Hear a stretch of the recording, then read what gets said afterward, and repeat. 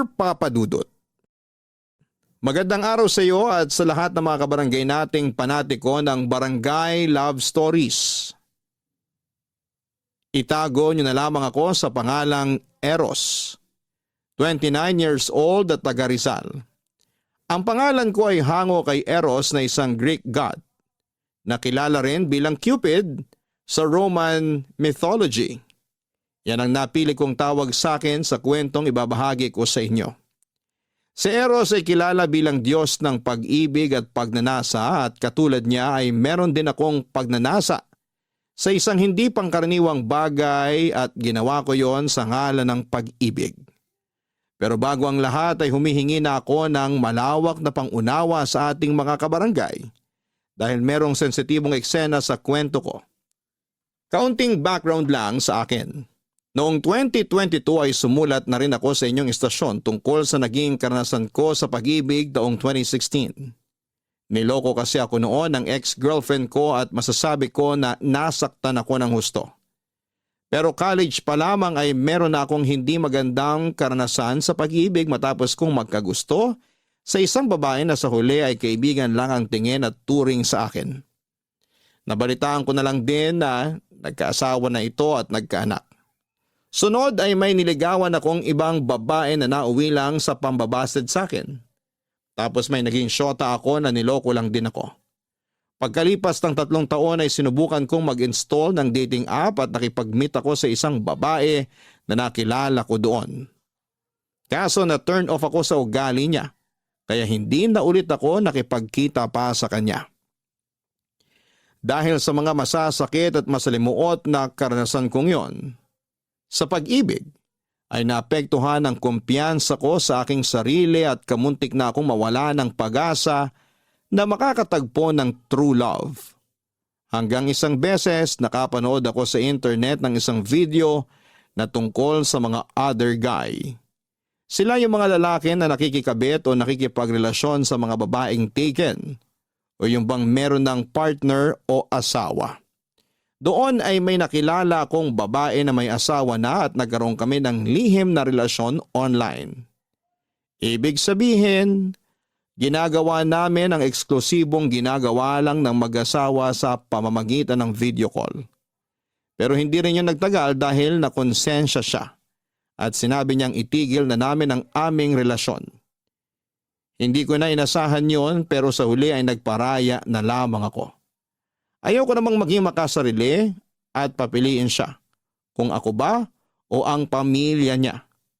Kaya nang matapos ang relasyon namin ay naghanap na lamang ako ng iba pang taken na mga babae na ipakikilala ko sa inyo sa aking kwento.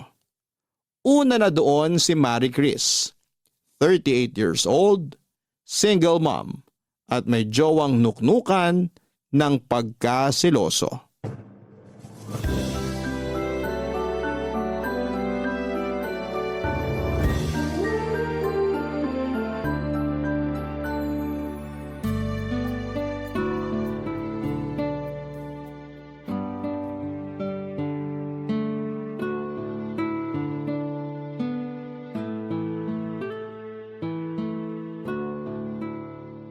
Oh, tapos, ano pa mga hobby mo bukod sa magluto? Mahilig akong gumawa ng iba't ibang dessert. Lalo na yung matatamis katulad ng coffee jelly, gelatin na may sago, ice cream stick na may flavor na fruit salad, ube at keso. Gumagawa rin ako ng mga kakanin. Biko, kutsinta, sapin-sapin. Basta kahit anong maisipan ko, sinusubukan kong gawin. At hindi naman sa pagmamayabang pero piniperfect ko naman sa unang subok pa lang. Naks naman, ang galing mo ah. Sakto lang. Oh, bakit parang nalungkot ka naman bigla dyan? Naalala ko lang na hindi kasi mahilig sa matatamis yung jowa ko eh. Kaya hindi niya rin na-appreciate yung mga dessert na ginagawa ko. Kaya yun, hindi na ako masyadong gumagawa. Ganun ba? Ang lungkot siguro ng buhay niya kasi hindi siya mahilig sa matamis. Ang sarap-sarap kaya ng matatamis. Kung di mo natatanong, mahilig ako dun. Wow, may sweet tooth ka pala. Pareho tayo. Oo. Kaya kung ako ang ginawan mo ng mga dessert na sinabi mo, siguradong matutuwa ako. Ma-appreciate ko yun kasi alam kong masarap yun. Naku, wala pa nga pero binubola mo na ako. Hindi kita binobola. Nagsasabi lang ako ng totoo. Sa katunayan, bata pa lang mahilig na ako sa matatamis. Kaya ko nga umubos ng isang linerang leche flan. Hoy, seryoso ba yan? Seryoso nga. Hindi ba sumasakit yung lalamunan mo? Ako kasi oo eh. Kahit na mahilig din ako sa matatamis, nagkakatonsillitis ako pag sumobra kain ako. Hindi naman. Basta sundan ko lang agad ng maraming tubig. Tsaka wala pa ako naaalala na nagka-tonsillitis ako dahil sa matamis. Hindi rin ako diabetic ha. Wow, ibang klaseng katawan yan ah. Bilib na tuloy ako sa'yo. Ikaw naman, maliit na bagay lang yun no. Ordinaryo kumbaga. Alam ko may iba rin dyan na mahilig sa matatamis. Oo, pero bukod sa akin, ikaw pa lang at mama ko ang kilala ko may sweet tooth. Papa ko kasi hindi rin pala kain ng matamis. Tapos ganun din yung family ng jowa ko. Kaya siguro nagmana na rin siya dun. Kaya nga ako na lang ang gawan mo ng matatamis. Kakainin ko yun, promise. Kung gusto mo, ikaw din kakainin. Uy, ano ba yung sinasabi mo? Alam mo na kung ano yun. Hindi ko alam yon, inosente ako. Inosente o pa-inosente? Magkaibang bagay kasi yun. At kung tatanungin mo ako, ayoko sa mga pa-inosenteng babae. Talaga? Bakit naman? Siyempre, hindi sila totoo sa akin at sa mga sarili nila. Ayoko sa ganun. Mabilis ako na-turn off. Ah, kaya pala. Siguro marami ka nang nakilala na pa-inosenteng babae, ano? Medyo. Kaya nga mas naging pihikan ako sa pakikipagkilala. At mas gusto ko na yung una pa lang. Sinasabi na nila sa akin na may karanasan na sila. Lalo na sa kama. Ayoko nung alam mo na. Kunwari wala pa. Pero kapag andun na kami, malalaman ko na lang na meron na pala. Bakit? Issue ba sa'yo kung nagalaw na o hindi pa ang isang babae? Hindi. Ang issue sa akin yung pagsisinungaling nila. Kaya siguro wala ka pa nagiging girlfriend. Oo. Kasi karamihan sa mga nakikilala ko, manloloko, sinungaling at sa una lang magaling. Pero wag na natin pag-usapan yung tungkol sa akin. Yung tungkol na lang sa'yo at sa jowa mo pag-usapan natin. Ano naman tungkol sa amin? Kumusta siya bilang jowa? Bukod sa nuknukan ng siloso? Ayun, sakto lang. Hindi masyadong sweet, sa una lang magaling. Buti di mo pa iniiwalayan. Mahal ko eh. Siguro ganun talaga. Pero kahit naman ganun, masasabi ko na mabait pa rin siya at hindi ako sinasaktan. Sa panahon kasi ngayon, mahirap na makatagpo ng lalaking hindi bayolente. Talaga lang ha? Oo nga. Baka hindi pa lang pumipitik. Eh di wag kang maniwala. Hindi talaga. Kasi kung mahal mo jowa mo, di ka makikipag-usap sa ibang lalaki. Bakit? Wala naman akong ginagawang masama ah. Wala naman tayong ginagawang mali, kaya para sa akin ayos lang yun. Sa bagay, wala pa tayong ginagawang mali. Hoy! Kung ano-ano talagang pinagsasasabi mo, ewan ko sa'yo. Papadudot na kilala ko si Marie Chris nang inad ko siya sa Facebook. Tulad ng nauna kong sinabi, single mom siya at mayroong silosong jowa.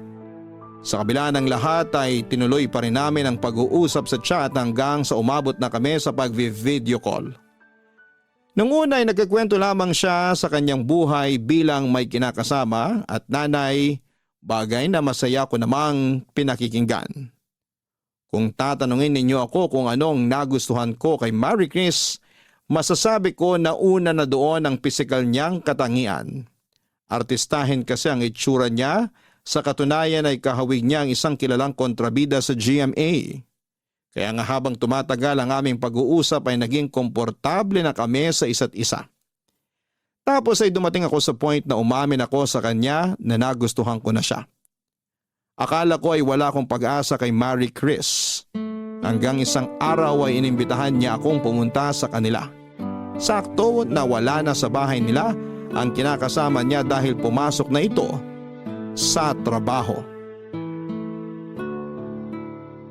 Sigurado ka ba na wala na yung jowa mo? Papupuntahin ba kita dito kung nandito pa?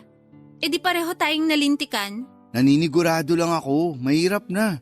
Wala nga. Kahit na magsisigaw pa ako dito, walang ibang tao. Nasaan yung anak mo? Nasa mama ko.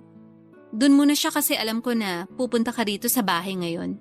Mukha talagang pinagandaan mo to ah. Oo naman. Oh, paano? Kainin na ba kita? Aray ko naman! Ang sakit nun ah. Ikaw kasi, masyado ka mainit agad dyan. Aba, oo. Tsaka di lang naman ako yung nag-iinit dito. Ha? Sino pa ba? Ito oh, yung nasa pantalon ko. Tingnan mo, handa na siya makipagbakbakan. Pakalmahin mo muna yan kasi nagluto ako ng masarap na ulam. Tsaka gumawa na rin ako ng dessert. Tara dun sa mesa, kumain muna tayo. Sige, sakto, gutom na ako. Ayan, nagluto ako ng kalderetang baka. Wow, mukhang masarap. Masarap talaga yan. Tapos gumawa ako ng mango graham float. Kunin ko mamaya sa ref. Buti hindi nagtaka jowa mo kasi bigla kang gumawa ng dessert. Nagtaka syempre. Sabi pa nga niya, akala niya raw ayoko nang gumawa ng dessert dahil hindi naman siya mahilig doon. Pero sabi ko, namimiss ko, kaya gusto kong gumawa. Anong sabi niya? Wala, hindi siya sumagot. Sabay alis sa kanina para pumasok sa trabaho. Introvert ba yung jowa mo? Ha? Hindi naman. Bakit mo natanong? Base kasi sa mga kwento mo, parang ang tipid ng mga sagutan eh. Feeling ko tuloy ang boring niya kasama. Yun bang tipong mapapanisan ako ng laway sa kanya? Ganun lang talaga yon. Tahimik na tao pero nasa loob ang kulo. Sa bagay, sabi mo nga sa akin nun eh, mahal mo. Kaya kahit na ganun ang ugali, matik na tanggap mo. Wala namang masama doon. Kesa naman mas bungangera at taklesa pa siya sa akin. Ako ang babae sa amin. May tama ka ulit. Alam mo ikaw, pansin ko masyado kang madaldal. Ay oo, madaldal talaga ako at makwento. Kaya nga marami rin nakapagsabi sa akin na masarap daw ako kausap. Huhulaan ko. Yun siguro yung mga babaeng nakausap mo dati, no? Kasama na sila, pero meron din yung mga matagal ko nang kakilala. O siya, mabuti pa kumain na tayo. Bago pa lumamig yung kanin. Sige na, dali. Tikman mo na yung niluto ko, tapos sabihin mo sa akin kung masarap. Sige, kuha lang ako. Ako na. Ilapit mo na lang plato mo para ipagsasandok kita. Naks naman, asikasong-asikaso ako ah. Siyempre, bisita kita eh. Ano na, yung plato mo? Ito na nga oh. Yan. Ang dami naman. Gusto ko busog ka. Baka mapasaba ka mamaya eh. Uy, sabagay. Kaya dapat ubusin mo yan ha. Tingin ko naman mauubos ko to at mukhang mapapasarap din kain ko. Tikman ko na ah. Sige. Kumusta ang lasa? Wow, ang sarap ng luto mo. Talaga? Hindi ka nagbibiro? Oo naman, bakit ako magbibiro? Baka lang sinasabi mo masarap pero maalat pala. O hindi kaya matabang. Tikman mo kaya para malaman mo nagsasabi ako ng totoo. Sarap talaga. Oh, hinay-hinay ka. Baka mabulunan ka. Okay lang ako, hindi ako madaling mabulunan. Sabi mo eh. Worried lang naman ako kasi masyado ka mabilis kumain. Binibilisan ko talaga. Ha? Bakit? Hindi pa naman darating yung jowa ko. Bukas pa siya ng umaga uuwi. Alam ko, pero gusto ko na agad matapos kumain para makapag-dessert na ako. Hindi ka naman tatakbuhan ng dessert eh. Andun lang yun sa ref. Hindi naman yung dessert na yun ang sinasabi ko. Ano? Ikaw? Ako? Oo, ikaw ang gusto kong gawing dessert pagkatapos nito. Kaya nga sobrang excited na ako eh. Kumalma ka lang. Kakain pa nga lang ako oh. Pinipilit ko naman, pero mahirap. Lalo na kasama na kita ngayon.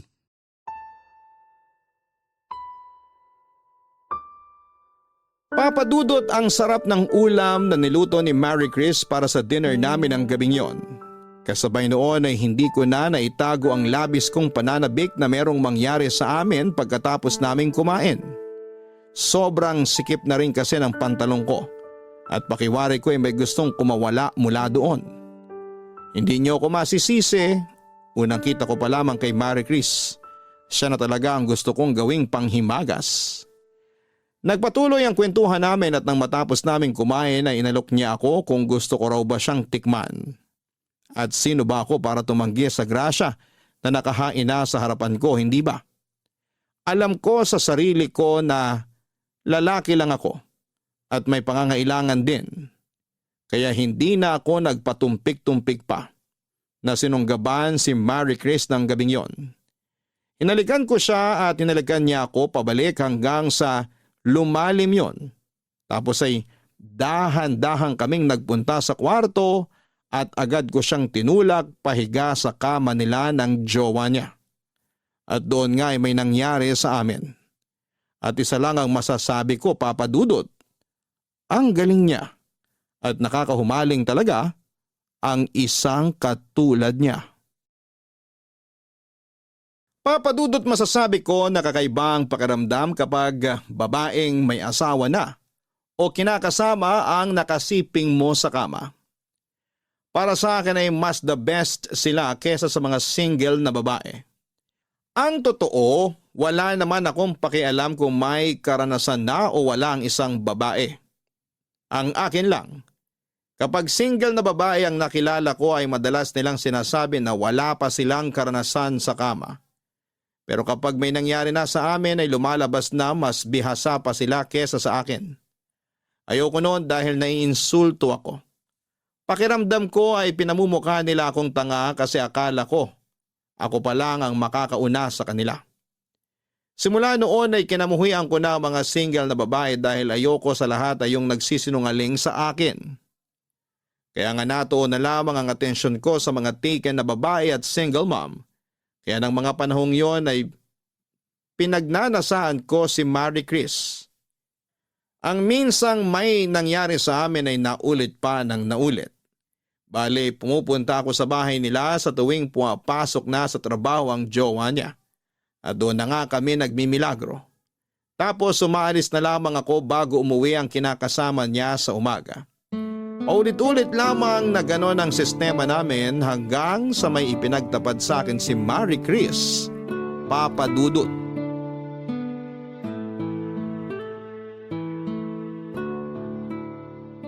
Bakit ang tahimik mo yata dyan? Hindi ka ba nasarapan sa ginawa natin? Siyempre nasarapan. Pero napagod din kasi ako. Akala ko na paano ka na dyan. Tahimik mo kasi kaya nanibago ako. Hindi ako sanay dahil mas sanay akong maingay ka. Ewan ko sa'yo. Ang lakas mong mang-asar. Hindi yun pang-aasar. Nagsasabi lang ako ng totoo. Gusto mo malaman mga linyahan mo pag maingay ka? Hoy, wag na. Nakakahiya. Anong nakakahiya dun? Sarap nga sa tenga eh. Lalo akong ginaganahan. Buti naman ganyan nararamdaman mo. Lalim nun ah. Oo eh. Hindi ko lang mapigilan. May iniisip din kasi ako. Sabi na eh. Alam kong may iniisip ka. Ano yun? Sabi mo sa akin. Kasi yung jowa ko, Anong meron sa kanya? parang nakakahalata na. Ha? Paano mo nasabi? Basta, sa tingin ko lang naman. Ikaw na may sabi na sa tingin mo lang. Baka naman hindi talaga. Tapos nag-aalala ka dyan. Di ba sabi ko naman sa'yo tahimik lang yung jowa ko pero nasa loob ko nun? Oo, nasabi mo nga yan. Kaya nga nag-aalala ko. Kasi paano kung may alam na pala siya tapos nananahimik lang siya? Natatakot ako na baka mahuli niya tayo at may gawin siyang hindi maganda sa'yo. Hindi mangyayari yun. Dahil maingat naman tayo eh. Alam ko, kaya nga kailangan lalo tayong magdoble ingat. Kung makapagsalita ka, parang natatakot kang mawala sa'yo yung jowa mo sakaling magkabukingan na. Siyempre kahit paano mahal ko yun. Tsaka tinanggap niya ang anak ko, kaya sobrang thankful ako sa kanya. Bihira lang kayo makatagpo ng lalaking tatanggap sa'yo at sa anak mo. Kaya alam kong swerte na ako sa kanya. Swerte ka na nga pero nagawa mo pa rin siyang lokohin kasi pumayag kang may mangyari sa atin. Ikaw din naman kasi. Anong ako? Masyado kang maharot. Hinarot mo ko kaya hindi kita matanggihan. Kaya kahit mahal ko jowa ko, bumigay ako sa'yo. Aminin mo, mas magaling ako sa jowa mo sa kama, di ba? Oo, aminado naman ako. Sabi mo nga ang ingi-ingay ko, di ba? Ibig sabihin, nasasarapan ako sa ginagawa mo sa akin. Hindi ako ganun sa jowa ko. Tahimik lang ako at madalas pinipeke ko pa na nag-i-enjoy ako. Para lang hindi ko matapakan yung pagkalalaki niya. Sa bagay, baka umiyak eh. Hoy, sobra ka naman dun sa tao. Totoo naman sinabi ko ah. Kahit na, mahal ko pa rin yun. Sana all, mahal. Huwag ka na magtampo. Mahal din naman kita eh. Mahal mo lang naman ako pag sa kama. Medyo, pero ano pa bang inaasahan mo? Nahihigit sa ganito yung relasyon natin? Na mai-inlove ako sa'yo kasi pinapaligaya mo ako sa kama? Sino may sabi sa'yo na umaasa ako? Hindi no, wala sa isip ko yan. Kasi alam ko na magkarelasyon lang tayo sa kama. Buti na yung nagkakaliwanagan tayo. Bakit? Kung sabihin ko kunwari na in love ako sa'yo, anong gagawin mo? Wala. Ano? Wala? Ibig sabihin, hahayaan mo lang ako? Wala kang gagawin? Wala kasi hindi ko naman alam yung gagawin ko. Buti na lang talaga hindi ako na in love sa'yo. Dahil mukhang wala akong mapapala. Alam mo naman na sa una pa lang, sa kama lang talaga tayo magkarelasyon, di ba? Oo, alam ko naman yun.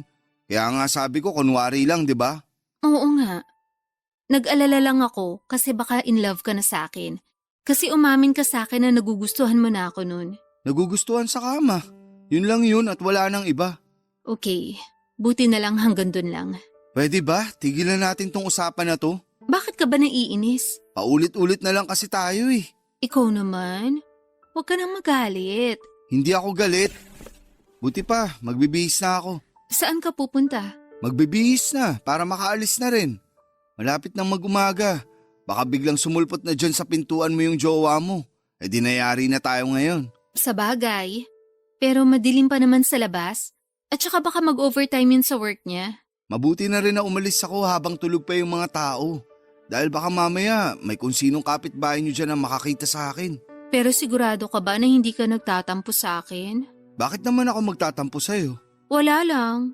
Curious lang. Hindi ako nagtatampo. Saka wala namang dahilan para magtampo ako.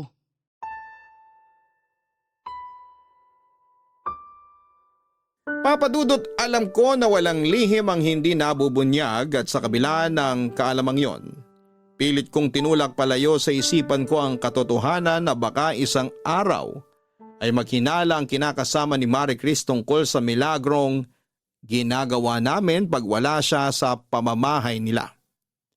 At mukhang nangyari na nga ang kinakatakutan ko matapos banggitin ni Marie Chris na mukhang nagdududa na sa kanya ang jowa niya. Kahit masakit sa akin at in denial pa ako na posibleng matapos na ang ugnayan naming dalawa ay unti-unti ko na lamang tinanggap na mangyayari talaga yon. At hindi nga ako nagkamali dahil isang araw ay nagulat na lamang ako matapos akong i-block ni Marie Chris sa Messenger at Facebook. Nasaktan ako doon pero hindi na ako naghabol pa sa kanya. Makalipas nga ang ilang taon ay nagkaroon ulit kami ng komunikasyon. At doon ko nalaman na ang jowa niya pala ang nang-block sa akin matapos mabunyag nito ang katotohanan. Hindi pa sila hiwalay noon. Pero hindi na rin mabuti ang pagsasama nila. Lagi raw silang nag-aaway at pinagdududahan siya ng kinakasama niya. Pero hindi yun naging hadlang para hindi namin ulitin ang dati naming gawain.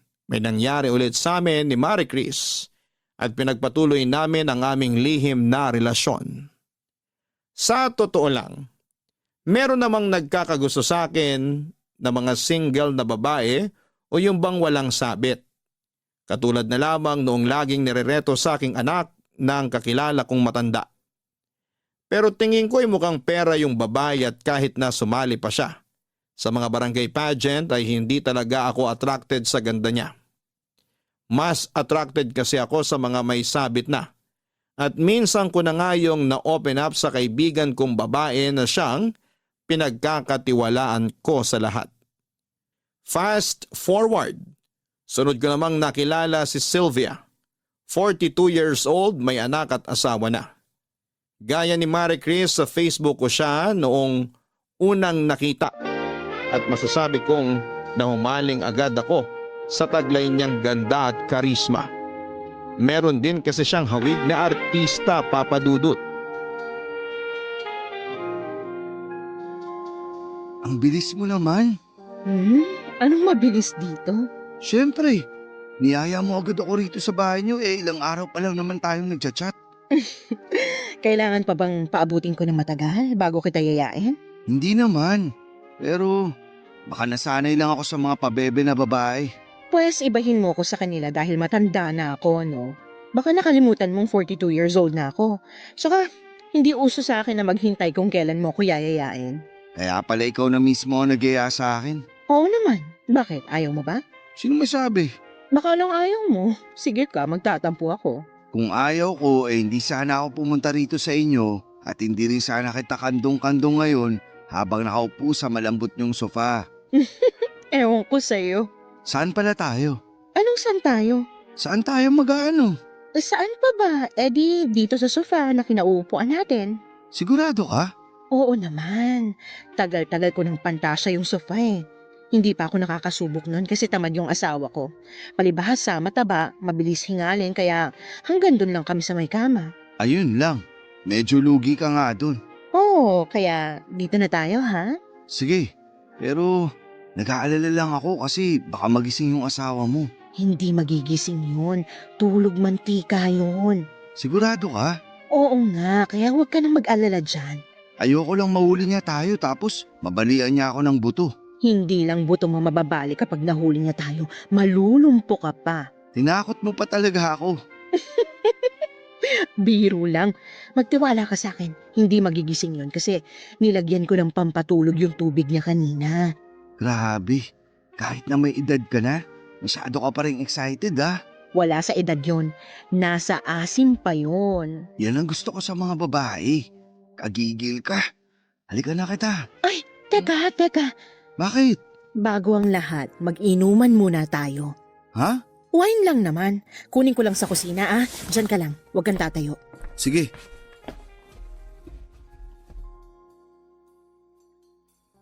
Bilisan mo. Ito na nga pabalik na. Kunin mo tong baso mo. Akin na. Alam mo, paborito ko to eh. Kaso, hindi naman umiinom nito yung asawa ko, kaya ako na lang umiinom mag-isa. Akin na yung baso mo, sasalinan kita. Ayan.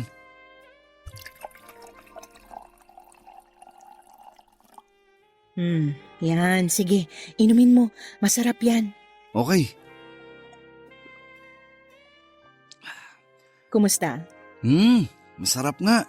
Imported din kasi to, galing pang Italy. Gusto mo pa? Oo, pahingi pa ako. Sige.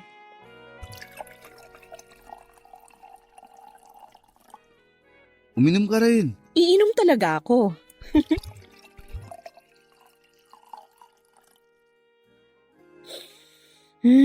Grabe, sarap talaga. Oo, pero mas masarap ka. Naku, bolero. Hindi Tsaka bakit ka ba nakatayo dyan? Lika, upo ka dito. Kandungin kita. Sure. Alam mo, naisip ko na hindi naman natin kailangan magmadali kasi atin naman yung buong gabi. Sabi ko nga sa'yo, hindi naman magigising agad yung asawa ko. Hindi mo naman ako masisisi. Noon pa kita pinagpapantasyan eh. Talaga? Anong klaseng pantasya? Alam mo na yun. Hindi ko alam. Gusto ko sabihin mo para malaman ko. Kaso, paano ba yan? Di ako magaling magkwento. Talaga? Ang sarap mo nga kausap nun sa chat eh. Dami mong alam kaya tingin ko matalino kang tao. Hindi naman ako matalino pero di rin ako bobo. Siguro socially aware lang. Para sa akin, matalino na yun.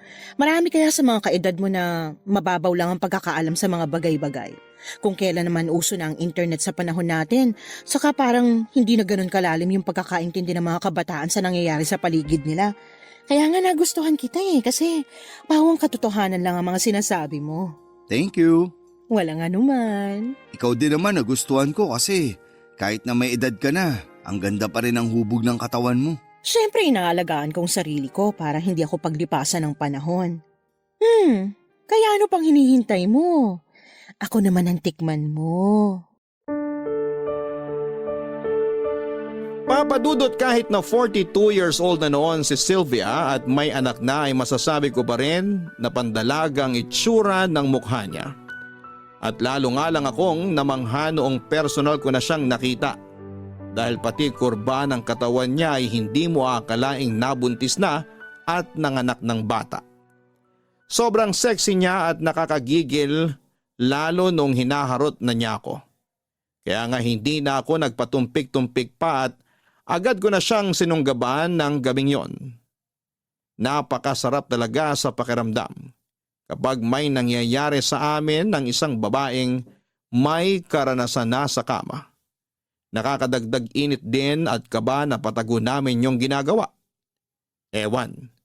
Pero pakiwari ko ay buhay na buhay ang pagkalalaki ko kapag sa babaeng may karelasyon ako nakikipagrelasyon. Para sa akin ay mas totoo sila kesa sa mga single na babae na masyadong pabebe, papadudot. Papadudot malaki talaga ang pagnanasa ko kay Sylvia ng mga panahong yon. Bukod kasi sa maganda at sexy ay malakas din ang appeal niya. Sa katunayan ay hindi pa kami nagkikita noon ng personal pero pinagpapantasyahan ko na siya.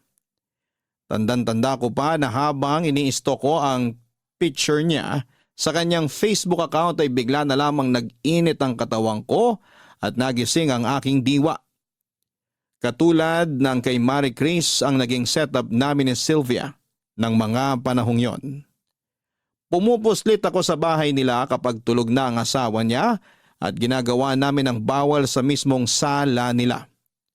Maswerte ako dahil tulog mantika ang mister niya. Kaya kapag nakakapag-ingay man kami ay hindi ito nagigising kaagad. At kahit na alam naming mali ay walang pag-aalinlangan pa rin namin yung ginagawa. Ika nga ay masarap ang bawal.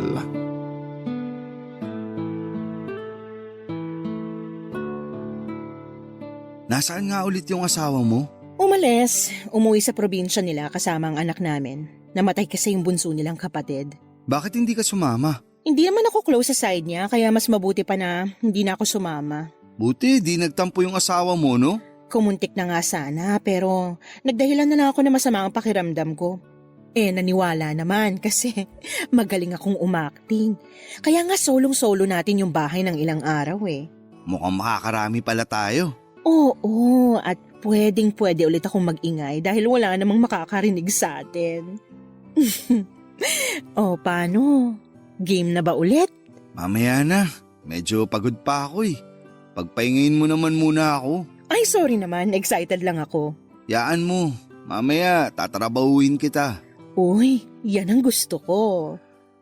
Ay, Lalim ah. napaisip lang ako. Tungkol saan? Kasi nakita ko yung family picture nyo. Anong meron doon? Naisip ko lang na ano bang pakiramdam na magkaroon ng isang buong pamilya. Yung may asawa at anak. Masaya. Masarap sa pakiramdam lalo na lumalaki yung anak nyo. Nakakapagod din bilang nanay pero fulfilling. Tsaka kahit naman ganun yung asawa ko, yun bang nagkukulang sa romansa at alam mo na, mabait naman yun. Good provider yun. Never pa kaming pinabayaan at ginutom ng anak namin. Ang swerte mo na pala sa kanya, no? Oo, maraming nagsasabi niyan, di lang ikaw. Pero napatunayan ko na kahit nasa isang tao na ang lahat, kulang pa rin yun pagdating sa mga babaeng mapaghanap. Ouch! Medyo masakit yun ah. Di ako nakailag. Sorry, pero sa totoo lang. Alam ko naman na sa tingin ng iba masama akong babae kasi pinagtataksilan ko ang asawa ko. Pero buhay ko to. Tsaka, sino ba sila para ipaliwanag kong choices ko sa buhay ko, diba? Hindi naman nila ako pinakakain. Tama rin naman. May kasabihan nga na dead man na lang sa mga basher. Yeah, pero bakit mo ba kasi natanong yan? Curious lang naman ako. Gusto ko lang din malaman kung gaano mo kamahal pamilya mo kahit na may relasyon tayo.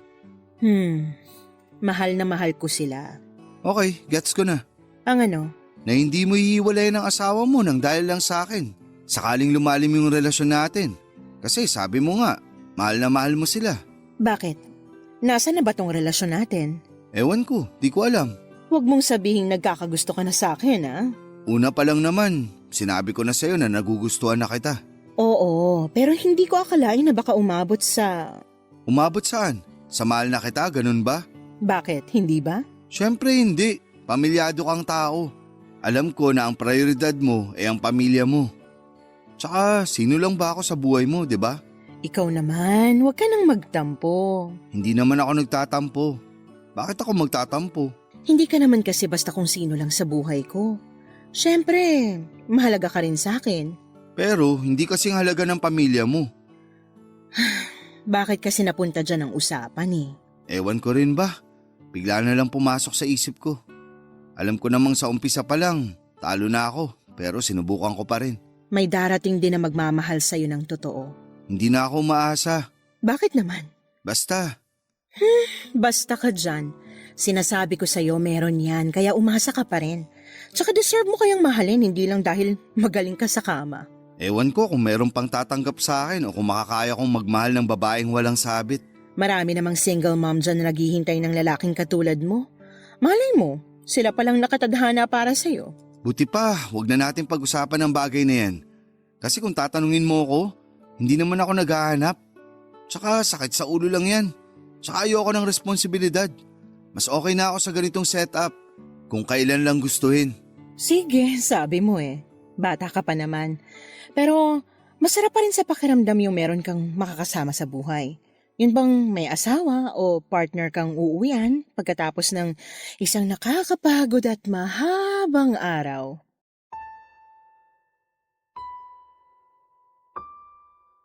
Papadudot, kung may mga lalaking sumisiping sa ibang babae para magparaos.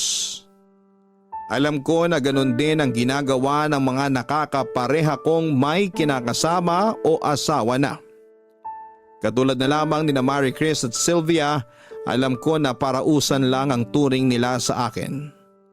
Hindi nila ako kayang piliin o ipagpalit sa mga pamilya nila dahil sa uli mas matimbang pa rin ang mga ito kesa sa akin.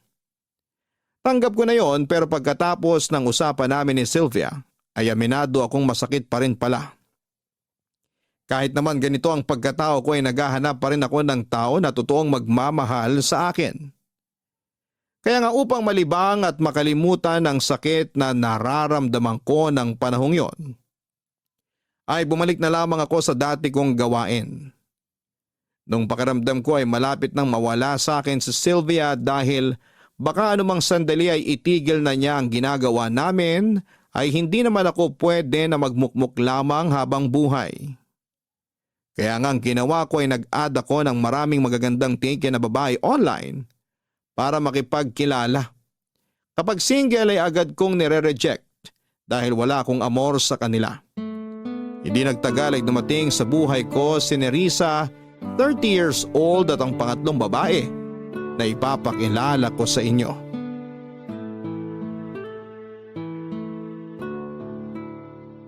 Oh, tapos? Ano pang pantasya mong gusto mong tuparin natin sa susunod na magkita tayo? Gusto ko nakasandal sa pader, nakatayo. Madali lang yan. Talaga? Naku, excited na ako. Tamad kasi talaga ang mister ko. Ayaw nun bumangon sa kama. Sabihin mo sa mister mo magpapayat na. Para naman naroroman sa kanya ng maayos at di ka na maghanap ng iba. As if naman makinig sa akin yun eh. Food is life doon. Grabe, ang lakas kumain. Masarap din kasi mga luto mo kaya mapapakain talaga yun. Ano ba yan? Bigla akong na-miss luto mo. Ay sus, yun naman pala. Kailan ba kasi ako pwede ulit pumunta dyan? Hindi ko pa alam pero saka na. May sakit si mister ko eh. Nagkasakit pagkagaling sa probinsya nila tapos nahawa niya pa yung anak namin. Ay, eto nga, busy ako sa pag-aalaga kaya ngayon lang ako nakakuha ng oras para makapag-video call sa'yo. Huwag ka mag-alala, pareho ng mahimbing ang tulog ng mag-ama ko. Bigla ka palang naging nurse ng mag-ama mo. Hindi lang nurse, si Aya na rin. Ay grabe, maghapon ako nagluto at naglinis ng bahay. Tapos ayun nga, inasikaso ko sila kasi suka ng suka ang mister ko. Gusto ko nang dalhin sa ospital kasi baka na paano na yun pero nung hapon bumuti naman ang pakiramdam. Tapos ngayon bumaba na yung lagnat. Naisip ko ngang ipaalbularyo kasi baka nabarang o ano. Sa bagay, galing pa namang probinsya. Mahirap na. Ipaalbularyo mo, wala namang masama dun. Ay, kaya nga. Pero okay naman na sila ngayon ng anak ko. Sana bukas at sa mga susunod na araw tuluyan ng gumaling. Para naman makagiling na rin ako sa'yo. Medyo na-miss na kita eh. Ako rin, miss na miss ko na yung pagiling mo. Ang galing mo kasi. Hindi ka nakakapagod at nakakasawang panoorin. Mas lalo ko pang gagalingan sa susunod pero magpapamiss muna ako sa'yo. Ay, ganun? Grabe ka talaga. Siyempre. O paano, ibaba ko na ha? Ang bilis naman ng usap natin. Sorry na, bawi na lang ako sa susunod. Medyo inaantok na rin kasi ako gawa ng napagod ako sa maghapon. Sige, matulog ka na. Para makapagpahinga ka na rin. Good night. Good night.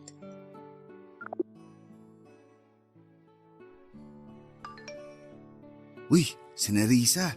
Teka, video call ko nga.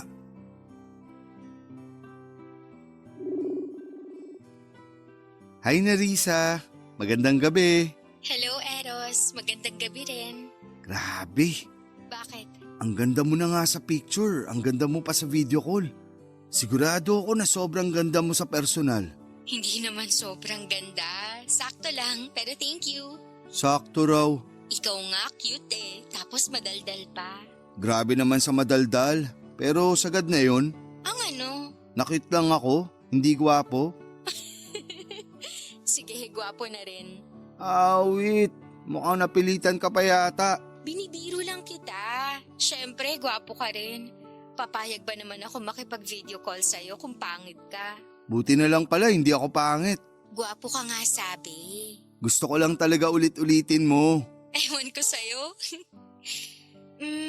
Medyo makulit ka rin pala. Sakto lang. Maiba tayo. Bakit pala busy yung line mo kanina? Hindi kita matawagan eh. Ay, ano kasi, may kausap akong iba nun. Sorry, medyo nawala sa akin yung oras na dapat magbe-video call tayo. Naku, sigurado ako na ibang babae mo yan, no? Oo, nagkamustahan lang naman kami kasi miss na namin ang isa't isa. Wow, sana all, miss. Bakit, selos ka? Hindi, no? Bakit naman ako magsiselos? Wala lang. Tsaka wala naman dahilan kasi nasa iyo na buong atensyon ko. Tulog na ba asawa at mga anak mo? Oo naman, kanina pa. Kaya nga pwede na ako makipag-usap sa'yo ngayon eh. Ano bang gusto mong pag-usapan? Kahit ano lang. Siguro tungkol sa'yo. Kung anong hobbies mo, paboritong pagkain, inumin at lugar. Parang getting to know each other. Sige na, magkwento ka tapos makikinig lang ako.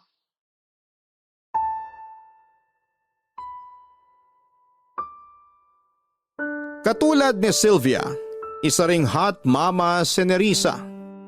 Kaya nga unang kita ko pa lamang sa display picture niya sa Facebook ay nagandahan na talaga ako sa kanya. Artistahin din siya at malakas ang apil kaya naman kulang na lang ay tumulo ang laway ko sa pagnanasa sa kanya, Papa Dudut. Ang sarap niya ring kausap at parang walang patay na sandali at aaminin kong unti-unti nang natuon kay Nerissa ang buong atensyon ko. Pero lilinawin ko lang na hindi pa rin naman tapos ang relasyon namin ni Sylvia ng mga panahong yon. Kaya lang ay dumalang ang mga pagpuslit ko sa bahay nila. Gawa ng nag-iingat kami na mahuli ng asawa niya. Mabuti na lamang at mayroon na akong Nerissa ng mga panahong yon. Ay pinagpapantasyahan ko na rin. At kahit na hindi pa naman kami nagkikita, masasabi ko na katulad ni na Marie Chris at Sylvia at ng iba pang tike na babae na nakarelasyon ko ay sigurado akong masarap din at magaling din sa kama si Nerissa. Papadudot kong tatanungin ninyo ko kung nakakaramdam ba ako ng konsensya dahil maling-mali ang ginagawa namin ng mga babaeng nakakarelasyon ko ng mga panahong yon ay hindi ang sagot ko. Para sa akin ay tao lang ako na may pangangailangan. Tao lang din ang mga babaeng yon sa buhay ko at may dahilan kung bakit kami pinagtagpo ng kapalaran. At yun ay upang tugunan ang pangangailangan ng bawat isa. Sa pagpapatuloy ng pag-uusap namin ni Nerissa, unti-unti kong kinuha ang loob niya para masabi ko sa kanya ang matindi at malalim kong pagnanasa. Nang mga panahong yon kasi ay hindi pa ako ganon kasigurado kung papayag siya sa gusto kong mangyari. Plano ko na kasing magtapat sa kanya na nagugustuhan ko na siya. Nayayayain ko na siyang may mangyari sa amin, Papa Dudut. Sabi mo may tatanong ka sa akin. Ay, oo. Ano yun? Itatanong ko lang sana kung hindi ka ba nai-inlove sa mga nakakarelasyon mong taken na babae online? Bakit mo naman natanong yan? Curious lang. Ah, okay. Sige na, sagutin mo na. Hindi ko masabi. Paano hindi mo masabi? Ibig sabihin yan, oo, kasi hindi mo nga masabi. Madali lang naman sabihin hindi. Oo na hindi. Ang labo naman nun. Malabo kasi kahit ako di ko maintindihan yung nararamdaman ko. Siguro masasabi ko na napapalapit ako dun sa mga nakakausap ko pero hindi pa naman ako umaabot sa punto na hulog na ako sa kanila. Yun bang sabi mo nga, in love? Okay, thanks sa pagsagot. Ikaw talaga, nambibigla ka naman sa tanong mo eh. Sorry na, curious nga lang kasi ako. Wala naman siguro masama dun, di ba? Wala, tsaka ilang araw na rin naman tayong nag-uusap. Kaya nga eh. May isa pa akong tanong. Sige, ano yun? May nagustuhan ka na bang walang sabit? Like walang asawa o boyfriend? Meron pero matagal na yun. College pa yata ako nun. Hindi naging kayo? Hindi kasi kaibigan lang turing niya sa akin. Aray, na friendzone ka pala. Medyo. Tapos may niligawan ako na single na babae rin kaya lang binasted ako. Ang sakit din nun ha. Mukhang ang dami mong kamalasan sa pag-ibig ah. Medyo. Kaya nga ayoko na sa mga single na babae. Masyado silang paasa at nagmamalinis. Paano nagmamalinis? Sinasabi nila na wala pa silang karanasan pero meron na pala. Ayoko nang ganun. Mabilis ako ma-turn off. Kaya nga sa mga may asawa o single mom na lang ako pumapatol. At least, alam kong may karanasan na sila at mas totoo sila sa sarili. Pero sa lahat ng mga pinatulan mong taken at single mom, ikaw lagi ang mas bata? Oo, lahat sila mas matanda sa akin. Parang ako, kasi mas matanda ako sa'yo. 2 taon lang naman, di na yun masyadong malayo. Ilang taon ba yung pinakamatandang pinatulan mo? Siguro yung 48 years old. Wow, may asim pa ba yun? Meron pa. Okay, mabuti naman. Grabe na talaga yung mga tanungan mo. Feeling ko sumabak ako sa question and answer portion ng isang pageant. Ang OA mo naman, hindi naman ganun yun, no? Curious lang talaga ako, saka gusto ko lang din maintindihan kung bakit mo yan ginagawa. Alin? Yung makapagrelasyon sa mga taken na babae na mas matanda sa akin? Oo, tingin ko dahil yan sa mga karanasan mo noon. Ayaw mo na sa mga single na babae na mas bata sa'yo kasi masyado silang pabebe, tama ba? Parang ganun na nga. At kaya mo gusto ng mga taken na babae na mas matanda sa'yo kasi mature kaming mag-isip. Nadali mo. Baka naman may mommy issue ka na ha? Ano yun? Yun bang masyado ka nakadepende sa babae? Lalo na yung mga babaeng mature at mas matanda sa'yo. Kasi kahit paano, nagagawa ka nilang i-comfort at mas naiintindihan nila yung nararamdaman mo. Hindi ko alam kung may ganyan nga ako pero parang tama ka naman. Tingin ko lang naman, pero syempre iba pa rin kung madadiagnose ka mismo ng eksperto. Hindi ko na siguro kailangan nun. Ayos naman ako eh.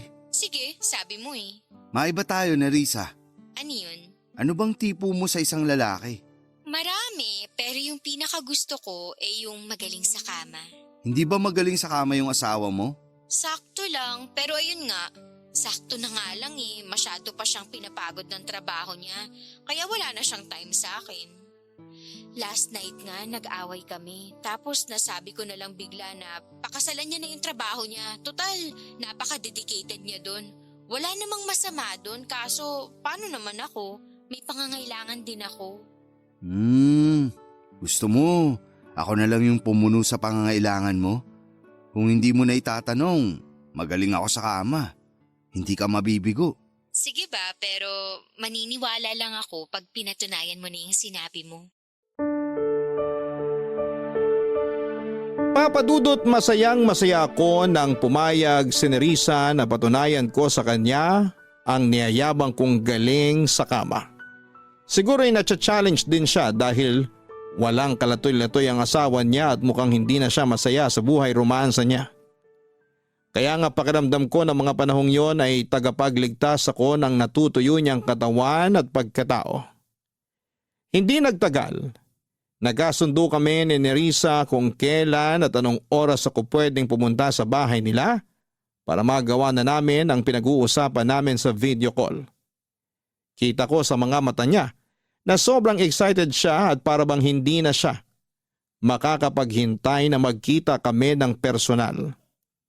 Hindi nagtagal ay nagpunta na ako sa bahay nila at katulad ng ginagawa namin ni Sylvia noon, ay inantay lang namin ni Nerissa na makatulog ang asawa niya. Tapos sinimulan na namin ang bakbakan sa mismong sala nila. At kahit na noong sumunod na araw ay hindi pa rin namin makalimutan ang karanasang ipinaramdam namin sa isa't isa.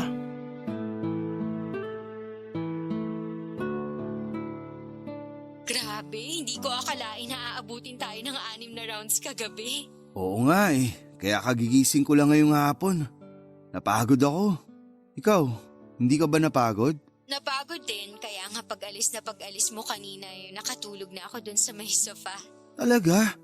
Sa sofa ka na pala natulog? Oo, takang-taka nga yung asawa ko kung bakit dun ako natulog. Kaya nagdahilan na lang ako na kunwari nag-sleepwalk ako. At naniwala naman siya.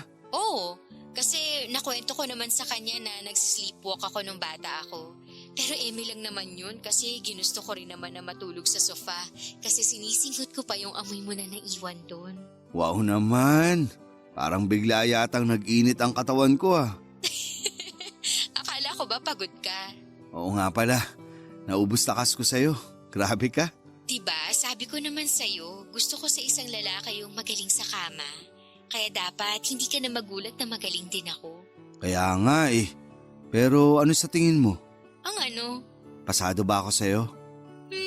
Oo naman. Kahit na sinabi mong napagod ka, still umabot pa rin tayo ng round 6. Grabe kaya yun? Ang intense. Kaya nga eh. Thank you pala. Saan naman? Kasi pumayag ka na patunayan ko sa iyo yung mga pinagsasabi ko sa video call. Pumayag ka na may mangyari sa atin. Ayun ba? Walang anuman. Pareho naman tayong nag-enjoy eh. Para sa akin, yun na yata ang pinakamasarap na karanasan sa kama na naranasan ko sa tanang buhay ko. Talaga? Ang malas mo naman pala dyan sa asawa mo. Hayaan mo na. Swerte naman ako sa kanya sa ibang bagay. We can't have it all, ika nga. Pero okay lang yun kasi may ibang tao na darating sa buhay natin para punan yung mga pagkukulang ng mga partner natin. At ako yun? Oo, sino pa ba? Masaya ako na napasaya kita. Pakiramdam ko, yun na ang bagong misyon ko sa buhay. Yun bang magpasaya ng mga taken na babae? Nako, hindi mo yan masasabi pag nakakilala ka na ng babae na mamahalin mo ng totoo. Pustahan, magiging loyal ka ng wala sa oras. Siguro, pero habang hindi pa siya dumarating, enjoyin ko na lang muna ang buhay. Pero pag dumating siya, timbrihan mo lang kami kasi willing naman kaming ipaubaya ka sa kanya. Hindi ba talaga pwede na pag marami, mas masaya? Naniniwala pa rin ako na sa isang tao lang tayo magiging masaya. Talaga? Bakit hindi ka loyal sa asawa mo? Loyal naman ako sa kanya kasi sa mata ng Diyos at batas ng tao kasal kami. Mag-asawa kami. Pero sabi ko nga, meron siyang hindi mabigay sa akin na nahanap ko sa'yo kaya sinamantala ko lang. Pero kung papipiliin ako sa inyong dalawa, yung asawa ko pa rin talaga. Uy! Pumreno ka naman. Ano bang ginawa ko? Nakakasakit ka eh. May nalalaman ka pang mas pipiliin mo siya kaysa sa akin hindi naman kita pinapapili. Sorry na, wag ka na magalit. Hindi naman ako galit. Pero para lang sa kaalaman mo, hindi ako magkakagusto sa'yo ng higit pa sa inaakala mo. Kaya di mo kailangang mamili sa amin ng asawa mo. Magsama kayo. Pagbuling ko pa kayo eh. Grabe ka naman magsalita, nagbibiro lang naman ako eh. Pwes ako hindi nagbibiro. Sorry na kasi, bawi na lang ako sa'yo pag nagkita ulit tayo. Anong pambawi mo? Yung paborito mo, yung luluhod ako. Oh, wow. Sige asahan ko yan. Oo naman, asahan mo talaga dahil sinisigurado ko sa'yo na masasarapan ka. Ginagawa, hindi lang sinasabi. Gagawin ko talaga. Ako pa naman yung klase ng babae na ginagawa talaga ang sinasabi. Sige, hindi na tuloy ako makapaghintay. Pero mukhang kailangan ko muna mag-ipon ulit ng lakas. Kasi pagod pa talaga ako sa nangyari sa atin kagabi.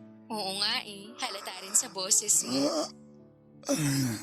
At medyo inaantok pa ako. Sige na, matulog ka na para makapagpahinga at makabawi ng lakas. Kasi uubusin ko ulit yan sa susunod nating pagkikita.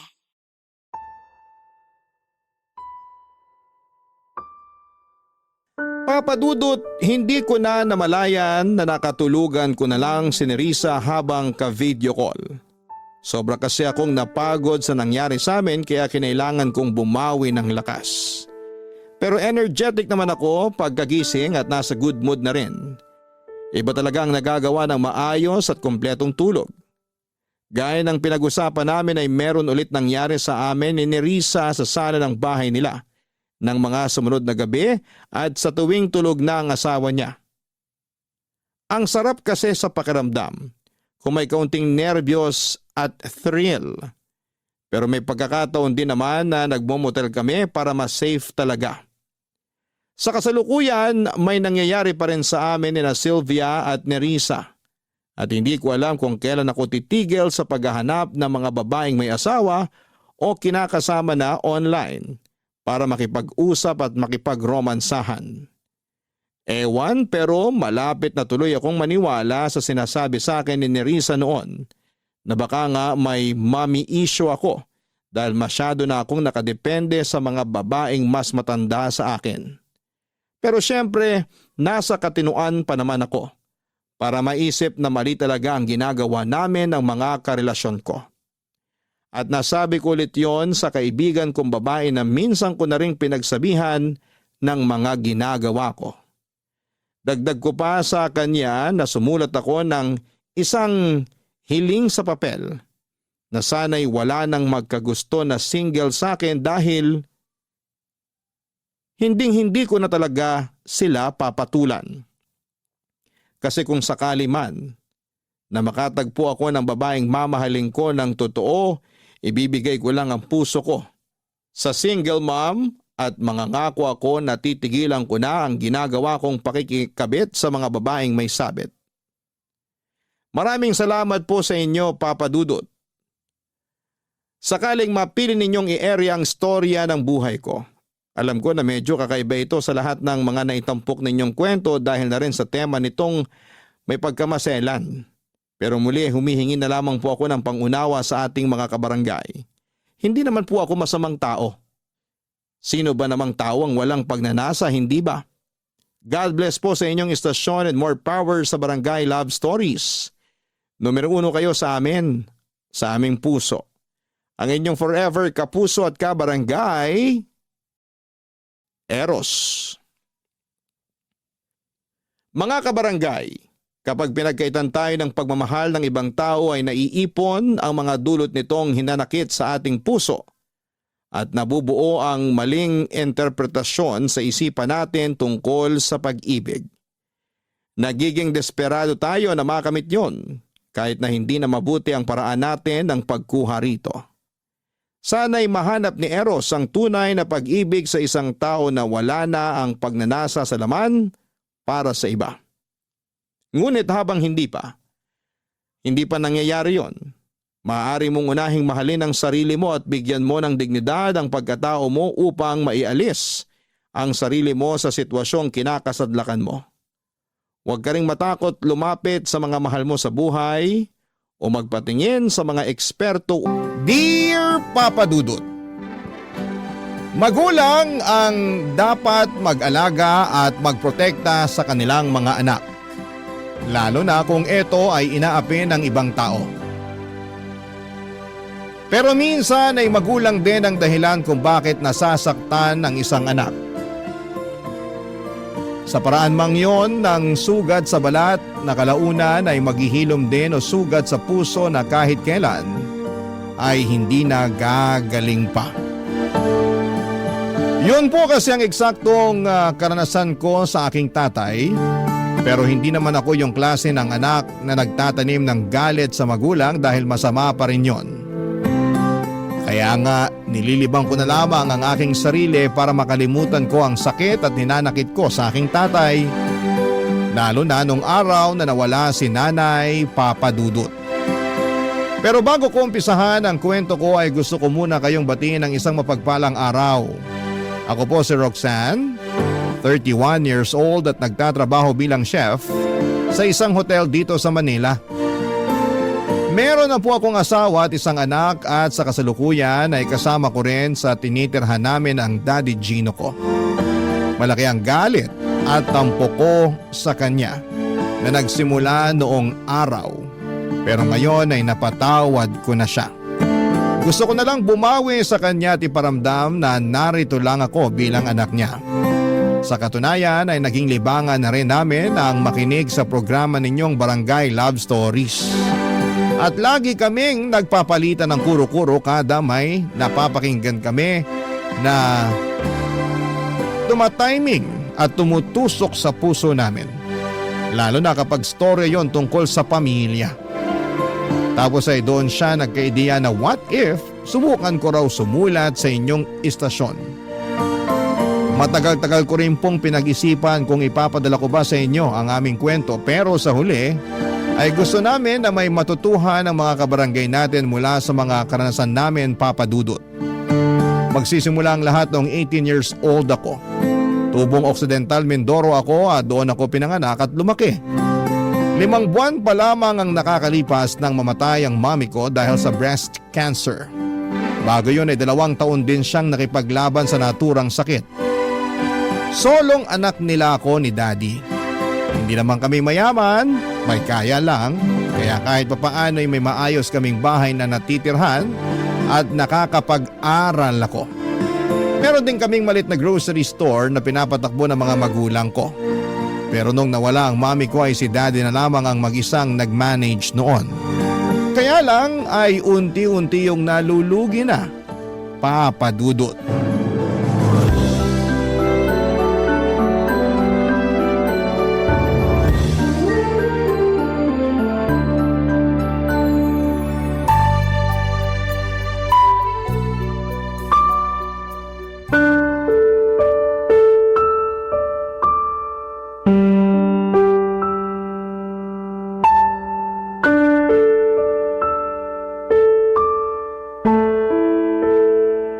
Dad naman eh! Hindi kita tinuro sumagot ng pabalang sa akin, Roxanne. Hindi ko naman po kayo sinasagot ng pabalang.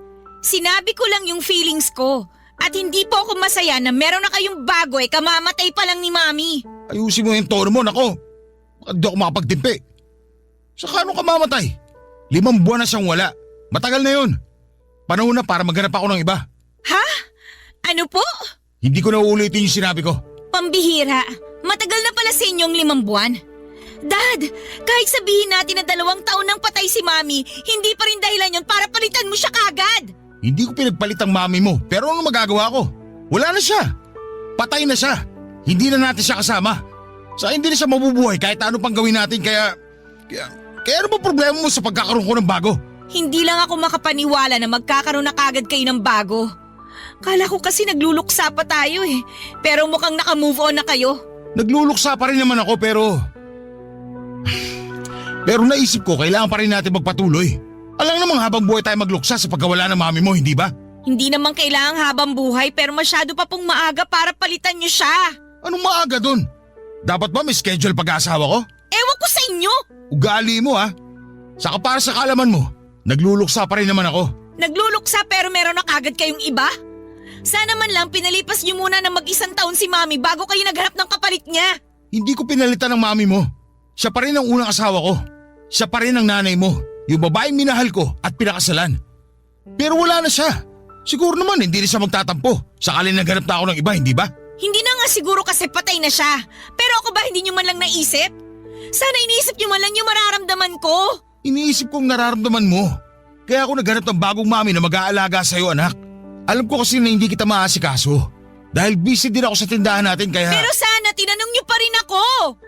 Sana hiningi niyo pa rin yung opinion ko. Kala ko pa naman mahal niyo ako. Mahal nga kita. Mahal niyo lang yung sarili niyo. Roxanne, sumusobra ka na ha? Hindi na ako natutuwa sa mga sinasabi mo sa akin. Baka nakakalimutan mo, tatay mo pa rin ako. Hindi ko naman po yun nakakalimutan eh. Alam ko naman po na tatay ko pa rin kayo. Kaya nga makinig ka sa akin. Sigurado ako magugustuhan mo yung bagong mami mo kasi mabait siya. Mapapalapit ka sa kanya kagad. Ibig sabihin may plano na po kayong patirahin siya kasama natin dito sa bahay? Oo, meron na. Dad naman! Ang bilis naman nun! Pasensya ka na kung masyadong mabilis ang lahat. Ako naman yung nag-offer sa kanya kasi nga magulo raw doon sa kanila. Lagi siyang stress at umiiyak pag nagkikita kami. Kaya gusto ko sana na palipati siya dito sa atin. Alam po ba niya na may anak kayo? Oo naman. Nakita na nga rin niya yung picture mo kasama yung mami mo nung nabubuhay pa. Sabi niya, ang ganda mo nga raw. Kamukhang kamukha mo raw yung mami mo. Sa totoo lang, excited siya makita at makilala ka. Marami kasi ako nakwento sa kanya na magaganda katangian mo. Kaya umaasa ako na magpapakabait ka pag pinakilala ko na siya sa'yo, anak, ha? Huwag mo ko ipapahiya. Opo, Dad.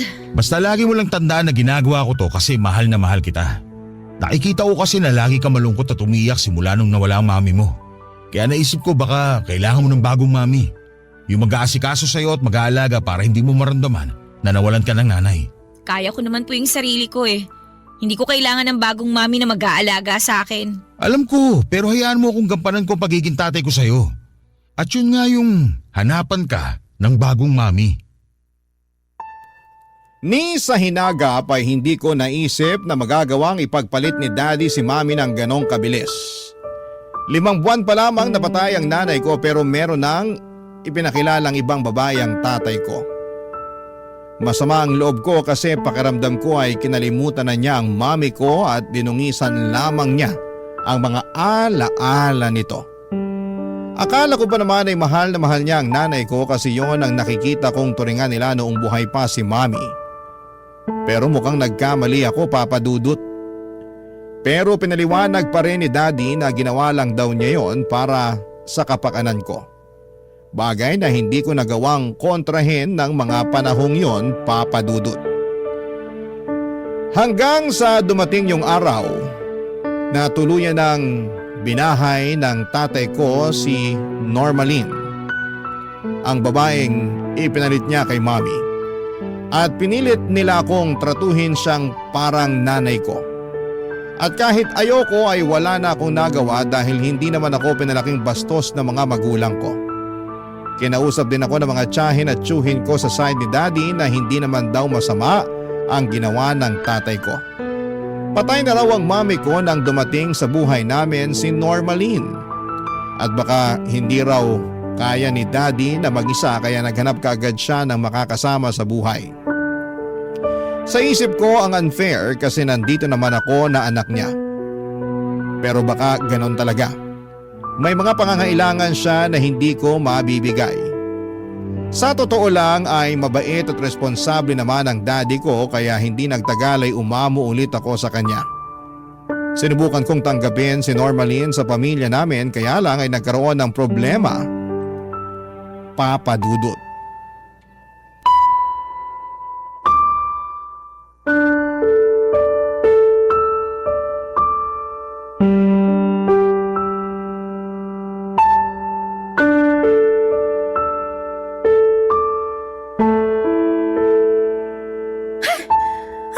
Picture na to? Ang pangit! Dapat dito sinusunog, tinatapon o tinatago sa baul eh. Ano pong ginagawa niyo sa mga picture ng mami ko? Ha? Nililinis ko lang. Maalikabok na kasi, kaya pinupunasan ko lang. Medyo allergic kasi ako sa maalikabok. Hindi po yun ang narinig ko. Sabi niyo pangit at dapat nang sunugin o itapon na lang yung mga picture ni mami. Narinig mo naman pala eh. Nagtatanong ka pa? Inaano po ba kayo ng mami ko? Wala na nga siya, di ba? Pansin ko parang gigil na gigil kayo sa mga gamit at alaala niya. Ay, napansin mo rin pala. Pero mali ka kasi di lang ako gigil na gigil. Galit na galit pa ako. Wala na nga siya pero masyado pa rin siyang atribida sa pamamahay na to. Bakit kasi di na lang iligpit mga picture niya? Pakiramdam ko tuloy nakatingin siya sa akin tuwing nandito ako sa sala. Hindi niyo po gagalawin ang mga picture ng mami ko. At bakit? Pamamahay ko na rin to para sa kaalaman mo kaya may karapatan na ako. Ano? Kailan pa kayo nagkaroon ng karapatan dito? Tinatanong mo pa talaga? Bobo ka ba o ano? Naturingan kang nag-aaral pero di mo naman ginagamit utak mo. Siyempre, nagkaroon na ako ng karapatan sa bahay na to simula nang umapak ako dito. Kahit kailan hindi niyo mapapalitan ng mami ko. Hindi ko naman papalitan yung mami mo, no? Nakakahagard kaya ginagawa niya, saka nakakalo siyang magkaroon ng anak na katulad mo. Nakakapagod ka nga sikasuhin sa totoo lang. Ang tanda-tanda mo na pero wala ka pa ring alam sa mundo. Masyado ka kasing in-spoil ng mga magulang mo kaya wala ka pa ring alam. Sabi na nga ba hindi niyo talaga ako gusto. Nagkukunwari lang kayo na mabait sa akin. Sinubukan ko naman magustuhan ka pero di ko talaga nagawa. At least, magaling ako mag-pretend para hindi ako malagot sa daddy mo. Pero ikaw talaga yung panira sa amin eh. Anong ibig niyong sabihin? Pag magkasama kami, lagi kanyang bukang bibig. Naaalibadbaran ako. Lagi niyang sinasabi na mahal ka niya, na proud siya sa'yo at kung ano-ano pa. pakiramdam ko, di na tuloy ako mahalaga sa kanya kasi puro na lang ikaw ang laman ng isip niya. Malamang, daddy ko siya eh. At saka, bakit niyo naman naisip yung bagay na yan? Eh kayo nga yung karelasyon niya. Hindi naman ako, di ba? Anong sinabi mo? Napakabastos mo ah! Hindi ako bastos. Kayo yung bastos kasi nagagalit kayo sa akin ng walang dahilan. Tapos binabastos niyo pa yung alaala ng mami ko. Gagawin ko ang gusto ko kasi bahay ko na rin to. At wala kang magagawa doon kundi sumunod lang sa akin.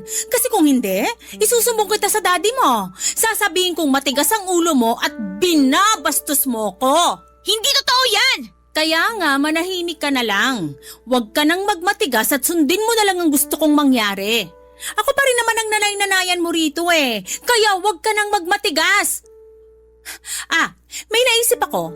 Ang una mong gawin, iligpit mo yung mga picture ng mami mo. Ilagay mo sa baul, doon sa pinakailalim, tapos takpan mo para di ko makita. At bakit ko naman gagawin yun? Dahil utos ko, at yun ang gusto ko. Sasampalin talaga kita pag may nakita ko ni isang picture ng mami mo. Sumusobra na kayo? Akala niyo kung sino kayo kung makapag-reyna-reynahan dito sa bahay namin? Reyna naman talaga ako sa bahay na to. Baka nakakalimutan mo na may relasyon kami ng tatay mo. Pinatira niya rin ako rito sa bahay nyo at ako na ang mami mo. Sino may sabi na mami ang turing ko sa inyo? Ay, hindi ba? Hindi! Matapos sa mga pinaggagawa nyo! Wala akong pake. Basta sundin mo ang inuutos ko kung ayaw mo magalit ako sa'yo at may kalagyan ka. Buisit na to? Dami pang satsat? Ay, kainis. Papadudot lumabas din ang tunay niyang kulay. Ayaw niya ako sa bahay namin kasi spoiled daw ako at lagi niyang naaalala sa akin ang mami ko. Hindi ko maintindihan kung bakit ganon siyang mag-isip, samantalang siya naman ang sampid sa pamamahay namin. Simula noon ay lagi na niya akong iniinsulto at sinasaktan. Pinagbantaan din niya akong huwag magsusumbong sa daddy ko dahil palalayasin niya ako. Natakot ako kasi hindi ko alam kung saan ako pupunta, kaya naman naging tikom ang bibig ko. Hindi naman ako masyadong close sa mga kamag-anak ko na malapit sa amin dahil introvert ako. Kaya lang ay dumanas naman ang pananakit niya sa akin hanggang sa hindi ko na kinaya, Papa Dudut. Sinumbong ko na siya sa daddy ko pero sa huli siya pa rin ang kinampihan nito, Papa Dudut. Yung nawalang sama ng loob ko para sa tatay ko ay bumalik ng mga panahong yon. Hindi ko kasi maintindihan kung paano niya nagawang kampihan si Normalin kesa sa akin na sarili niyang anak. Maraming pumasok sa isipan ko ng araw na yon. Katulad na lamang ng kagustuhan kong umalis sa amin para hindi na ako makasama pa nila. Pero wala pa akong lakas ng loob ng mga panahong yon. Papadudot masyado kasi akong sheltered ng mga magulang ko. Pinaramdam nila sa akin na walang ligtas sa mundo bukod sa loob ng pamamahay namin na kasama ko sila, Papadudot. Barangay Love Stories. Barangay Love Stories.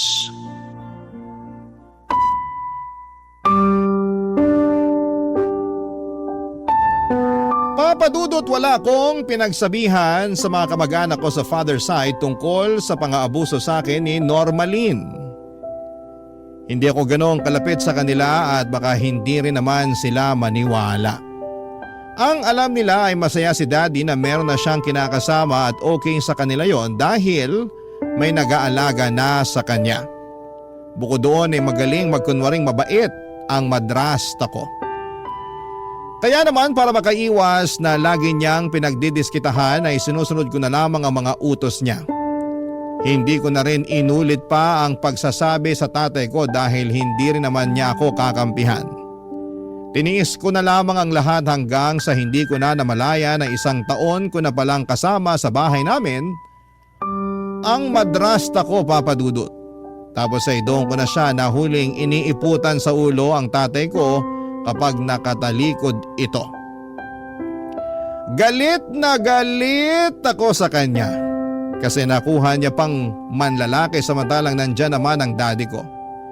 Hindi ko matanggap na sa kabila ng lahat ng mabubuting bagay na ibinigay sa kanya ng tatay ko ay nakuha niya pa talagang humanap ng iba. Alam ni Normally na alam kong may iba siyang kinakalantaring lalaki dahil minsan ko silang nahuli sa bahay namin na naglalampungan habang nasa tindahan ng daddy ko. Pero pinagbantaan niya akong huwag na huwag magsusumbong sa tatay ko kung ayaw kung ako ang lumabas na masama sa aming dalawa. 3 araw akong nagpigil ng dila pero kinain ako ng matinding konsensya. Kaya hindi talaga kinaya ng kalooban ko.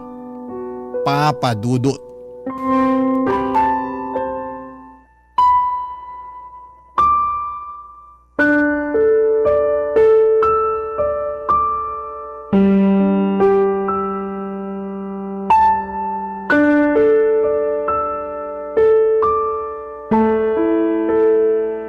Dad, may sakit po ba kayo? Pansin ko parang wala kayong ganang kumain eh. Yung almusal at tanghalian nyo halos hindi nyo nagalaw. Wala akong sakit, nak. Malungkot lang ako. Bakit po? Pwede ko bang malaman, Dad? Baka hindi mo rin maintindihan. Hindi na ako bata. 19 years old na ako. May intindihan ko kayo kaya sabihin nyo na yung dahilan kung bakit kayo malungkot. Malay nyo, makatulong ako na pagaanin yung nararamdaman nyo. Si mao mo kasi, pansin ko parang unti-unti nang lumalayo yung loob niya sa akin. Hindi na siya kasing lambing nung dati. Kaya nalulungkot ako. Po? Baka naman po may pinag-awayan kayo. Hindi ako gagawa ng bagay na magiging mitya para pag-awayan namin. Hindi ako ganong klase ng lalaki. Sinubukan nyo na po ba siyang kausapin? Maraming beses na pero malamig pa rin pakikitungo niya sa akin. Hindi ko na tuloy alam ang gagawin ko. Natatakot ako na baka makipaghiwalay siya sa akin kasi nagsasawa na siya. Mas mabuti pa nga po na maghiwalay na kayo. Ha? Anong ibig mo sabihin? Oh, nandito lang pala kayong mag-ama. Anong pinag-uusapan niyo dyan? Kinakausap ko lang si Roxanne tungkol sa problema ko sa'yo. Sa akin? Ano naman problema mo sa akin, Gino? Yung tungkol sa pagiging malamig mo sa akin ang tinutukoy ko. Kaya siya ganyan sa'yo kasi may iba na siyang lalaki. Ano ka mo? Totoo ba yun, Normalin? Siyempre hindi! Kapal naman ang mukha mong pagbintangan ako, Roxanne! Ikaw ang makapal! Nahuli ko pa nga kayo ng lalaki mo na naghahalikan dito sa bahay namin nung wala si Daddy eh. Tapos tinakot mo pa ako na wag akong magsusumbong. Bawiin mo yung sinabi mo! Gumagawa ka lang ng kwento! Pinagsasabi mo? Hindi ako gumagawa ng kwento ha? Totoo ba yun, Normalin? Sumagot ka. Honey, huwag ka maniwala dyan sa anak mo. Hindi yun totoo. Gawa-gawa lang niya yun kasi ayaw niya sa akin dito. At bakit ka naman naayawan ng anak ko? Kasi kahit anong gawin ko, hindi ko pa rin daw mapapalitan ang posisyon ng mami niya. Sinabi mo yun sa mama mo? Hindi po, Dad. Wala po akong sinasabing ganyan sa kanya. Pero yun naman ang pinararamdam mo sa akin. Ibig sabihin mulat sa puli ko pala talaga may problema sa mama mo? At ngayon gusto mo siya siraan sa akin? Hindi po totoo yan. Hindi ko siya sinisiraan sa inyo. Siya talaga yung nagsisinungaling sa aming dalawa, Dad. Dad, maniwala kayo sa akin. Paano pa kita paniniwalaan na nung nakaraan lang bukang bibig mo lagi ang mami mo? Ilang beses ko ba dapat sabihin sa'yo na patay na siya at hindi na siya babalik sa atin? Alam ko naman po yun. Pero hindi ibig sabihin na kalilimutan na natin siya. Gusto nyo kasi gayahin ko kayo na makamove on na eh. Pero para sa akin, hindi ganun kadali gawin yun. Kaya nga dapat, ipadala na natin sa Manila si Roxanne, Han. Baka sakali na doon makapag-move on na siya ng mabilis kasi malayo na sa mga alaala ng mami niya. Alam mo, tama ka. Baka panahon na talaga. Anong ibig niyong sabihin? Tinawagan ako ng tiyahin mo, yung pangalawang kapatid ng mami mo. Kinumusta tayo rito tapos tinanong ka. Sabi ko, magkokolehiyo ka na. Sinabi niya sa akin kung gusto mo raw doon mag-aral sa Maynila. Maganda raw yung kung sakali para may kasama siya sa bahay. Lahat kasi ng pinsan mo nakapag-asawa na. Hindi ko sinabi sa iyo kagad yun kasi ayoko mapalayo ka sa akin. Pero sa nakikita ko, oras na para matuto kang tumayo sa sarili mo mga paa. Pero ayoko pa rin po. Wala naman ako alam sa Maynila eh. Buong buhay ko, dito ako lumaki sa Mindoro. Kaya nga doon matututo ka. Saka tama ang mama Normalin mo. Kung malayo ka rito sa atin, mas madali mo makakalimutan ang mami mo. Tandaan mo, patay na ang mami mo. Kailangan mo na lang tanggapin yun para makausad ka. Hindi yung habang buhay ka na lang magpapatali sa nakaraan.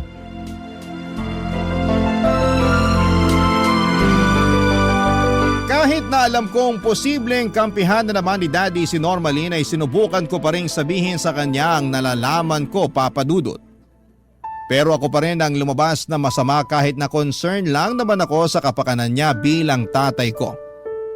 Naiyak na lamang din ako noong sabihin niya sa akin gusto niya akong ipadala sa Maynila para mag-aral habang nakatira sa tiyahin ko sa mother side.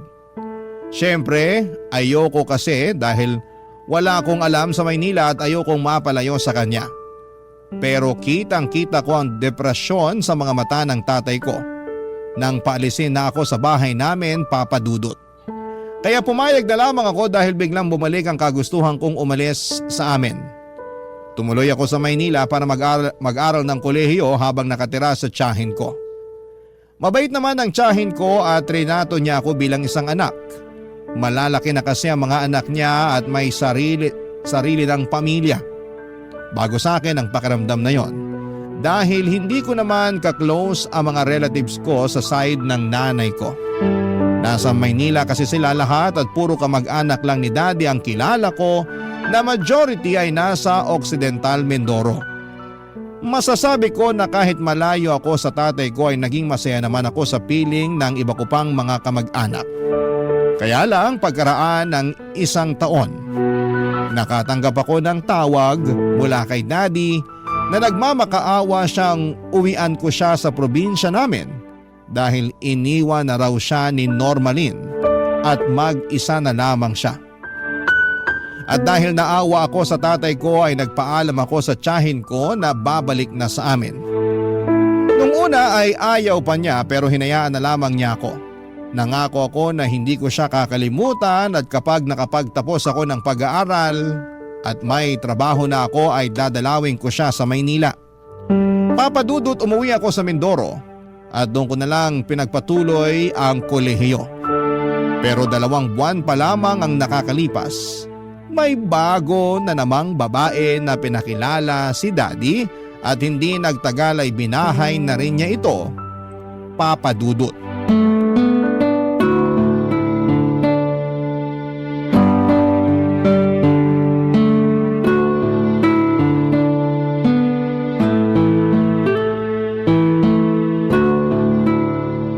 Wow, ganda naman itong damit mo. Ay, yan ba? Regalo sa akin yan ng mami ko nung debut ko. Ah, talaga? Pwede ko bang isukat? Sukat lang hindi ko naman nakakinin. Hindi pwede. Ano hindi pwede? Ayoko kasi. Damot mo naman. Isusukat ko lang naman. Huwag kang mag-alala. Di ko naman hihingin. Hindi ko naman naisip na hihingin mo. Di raw, pero ba't ayaw mo ipasukat? Sorry pero ayoko lang talaga ng may gumagalaw sa mga damit ko. Ah, ganun? Parang ang arte mo naman.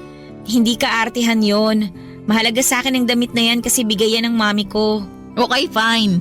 Pasensya na talaga ha. Okay, fine nga, di ba? Saka hindi ko lang kasi mapigilan, ang gaganda kasi. Alam mo, bihira lang naman ako makapagsuot ng magandang damit, lalo na pag mamahalin. Wala kasi akong pambili. Karamihan sa mga damit ko galing sa ukay-ukay o di kaya pinaglumaan ng ate ko. Kainis tuloy. Maganda naman yung damit na galing ukay-ukay, matitibay tsaka karamihan branded pa. Pero mabaho, marumi, saka malay ko kung saan ba talaga galing yun. Mamaya may kasama pa yung masamang espiritu, yari tayo dyan. Kaya nga nakakainis kasi hindi man lang ako makabili ng magagandang damit na tulad ng mga nakikita ko sa mall o itong sayo. Hirap talagang maging mahirap. Ang mahalaga na lang siguro merong nasusuot, di ba? Oo, pero gusto ko bago, maganda tsaka mamahalin. Teka, ano pa bang meron dito sa pagmamayari mo? Ha? Teka lang. Wow, ang ganda naman itong earrings na to. Pati yung relo saka bracelet. Taray ah.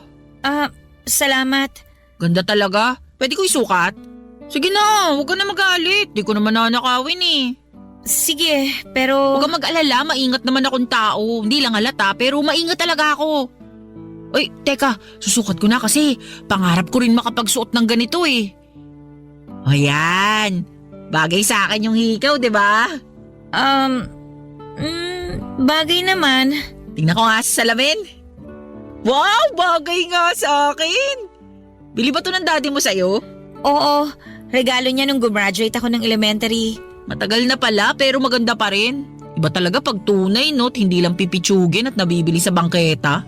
Hindi ko kasi masyadong ginagamit eh. Uy, hala, sayang naman. Hindi kasi ako pala suot ng ganyan. Siguro 1 o 2 beses ko lang yan nagamit. Pwede akin na lang? Ha? Kasi hindi mo naman ginagamit, kaya akin na lang. Ayoko nga. Damot mo naman.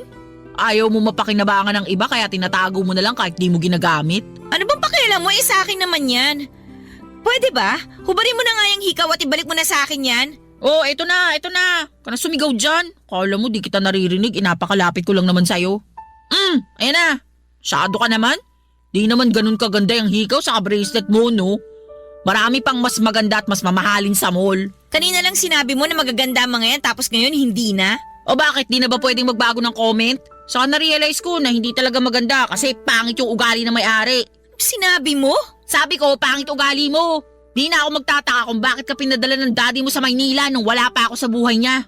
Kung ako rin yung tatay mo, naku baka pinatapon pa kita sa ibang planeta. Ang kapal naman ng mukha mo. Wala kang alam sa totoong nangyari. Eh yun lang naman ang kunento sa akin ng daddy mo. Baka sa susunod ko pa malaman yung ibang detalye. Pwede ba umalis ka na lang dito sa kwarto ko? Magre-review pa kasi ako eh. Istorbo ka masyado. Bumagsak ka sana sa exam mo. O alam mo kung sinong matalino? Pweh!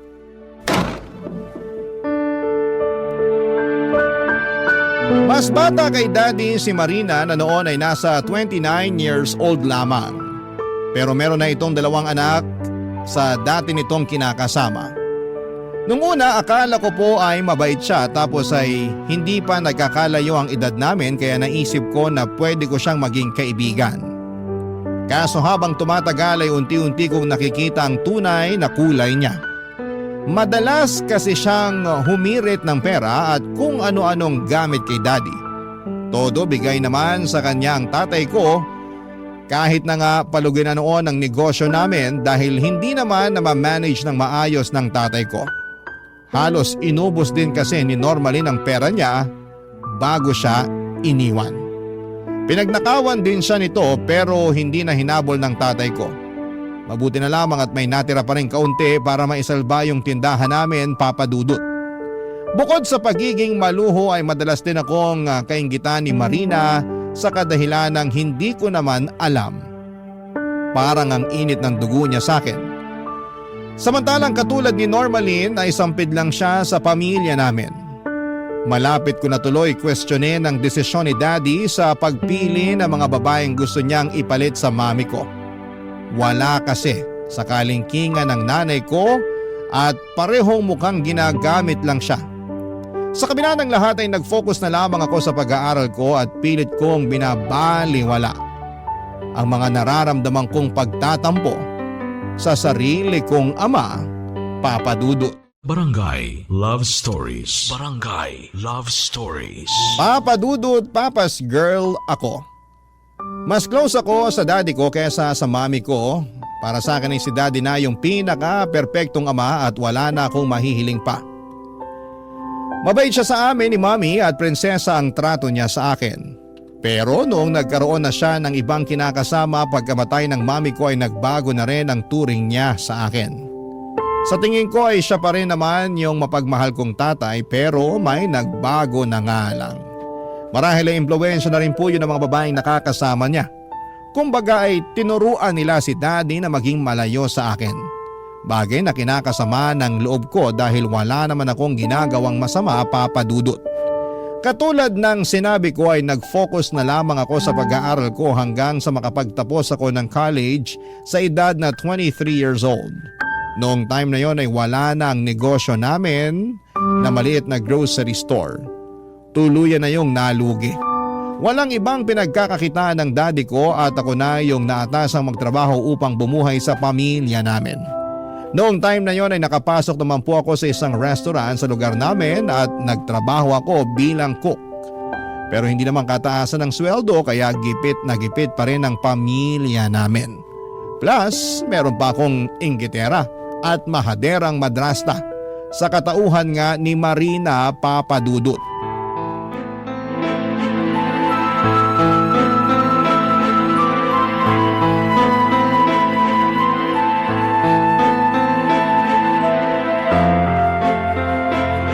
Hoy, Roxanne! Anong sinabi mo sa daddy mo na nakikipaglandian ako sa ex ko? At bakit, hindi ba? Nakita ko kayo nung isang araw na kumakain sa fast food kasama yung mga anak nyo. Nakipagkita lang ako sa mga anak ko, yun lang yon. Hindi lang yun na nakita ko. Nakita ko rin kung paano ka lumingkis na parang ahas sa kanya. Kaya alam ko at sigurado ako na nagkabalikan na kayo habang kayo pa ng daddy ko. Siya rin yung lagi mong katawagan sa cellphone, di ba? Tuwing madaling araw sa labas na tinatawag mo pang sweetheart. Ibang klase ka rin no? Kapal ng mukha mo. Gusto mo lang sirain kami ng daddy mo kasi ayaw mo sa akin. Ayaw ko talaga sa'yo kasi manggagamit ka lang. Tama ba yung narinig ko? Ayaw mo sa mama Marina mo, Roxanne? Hindi ko po mama ang babaeng yan, Dad. Kaya ba ganyan mo siya pagsalitaan kasi hindi mo naman pala sa tinuring na mama? Napakabastos mong bata ka. At ako pa pala talagang bastos? Baka nakakalimutan nyo. Pinakikisamahan ko ang babaeng yan dito sa pamamahay natin kahit na may ugali yan na kinukonsinti nyo lang. Anong ugaling pinagsasabi mo dyan? Alam mo, ikaw masyado kang imbento. Darling, huwag ka maniwala sa anak mong yan. Ayaw lang talaga sa akin yan, kaya ganyan yan magsalita. Alam mo ba, sinabi niya sa akin na gusto niya daw akong umalis dito sa bahay niyo kasi ayaw mo na raw sa akin. Sinabi niya yun sa'yo, darling? Oo, wala kong sinabing ganyan Ikaw ang imbento Dad, huwag mo sabihing naniniwala ka sa kanya, ako yung anak mo. Di ba sinabi ko sa inyo na niloloko lang kayo niyan? Hindi niya talaga kayo mahal kasi mukhang nakipagbalik ka na siya dun sa tatay ng mga anak niya at pineperahan na lang niya kayo. Hoy, hindi totoo yan Bakit ko naman babalikan yung hayop na yun nananakit yun? Alam ko kung ano yung nakita ko.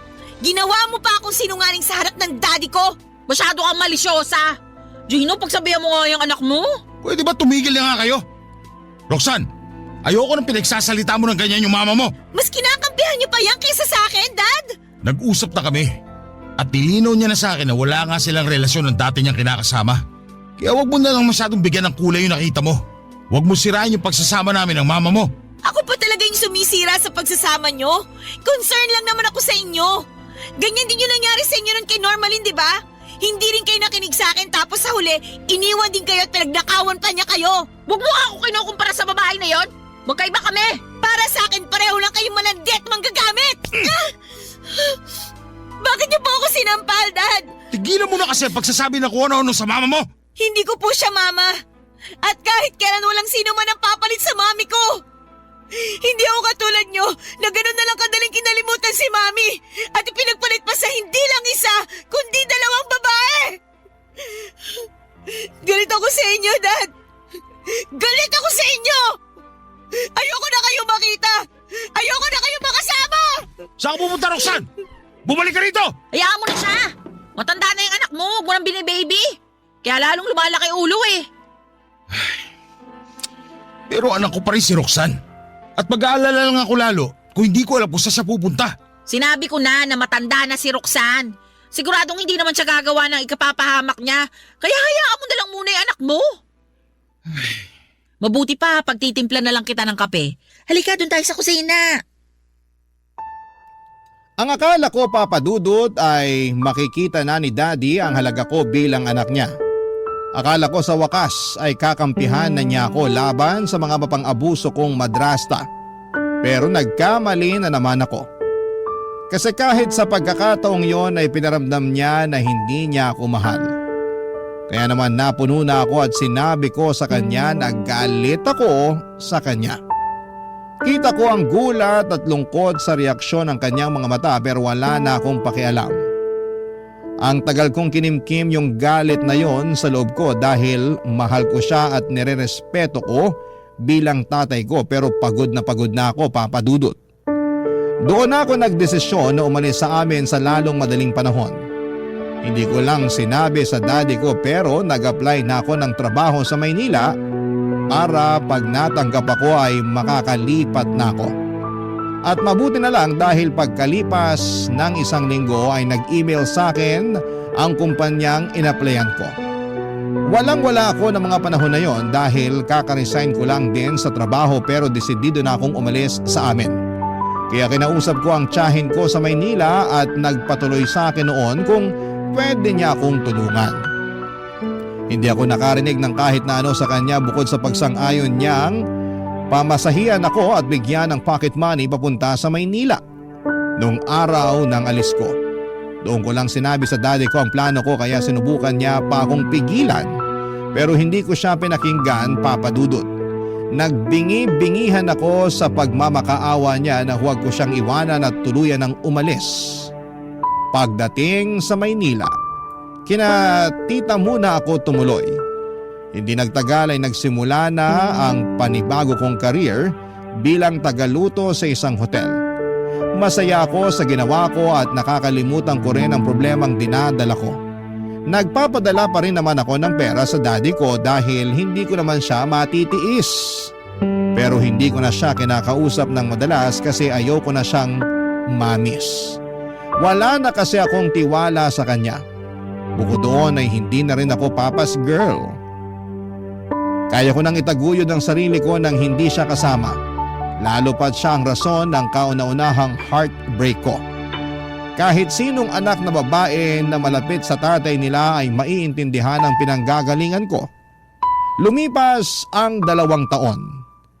Nalaman kong naaksidente si daddy sa construction site na pinapasukan niya at pinagtatrabahuhan. Nabalian siya ng buto sa binti at kinailangan na sementohin yon. Nalaman ko lang sa mga tsuhin ko nang ibalita nila yon sa akin. Kaya nga naawa ako ng husto sa tatay ko at agad ko siyang kinontak. Doon ko rin nalaman na pagkatapos niya palang maaksidente ay iniwan na rin siya ni Marina para makipagbalikan sa tatay ng mga anak nito matapos siyang pirahan at gamitin. Kaya agad akong umuwi sa Occidental Mindoro para puntahan siya at bisitahin Papa Dudut.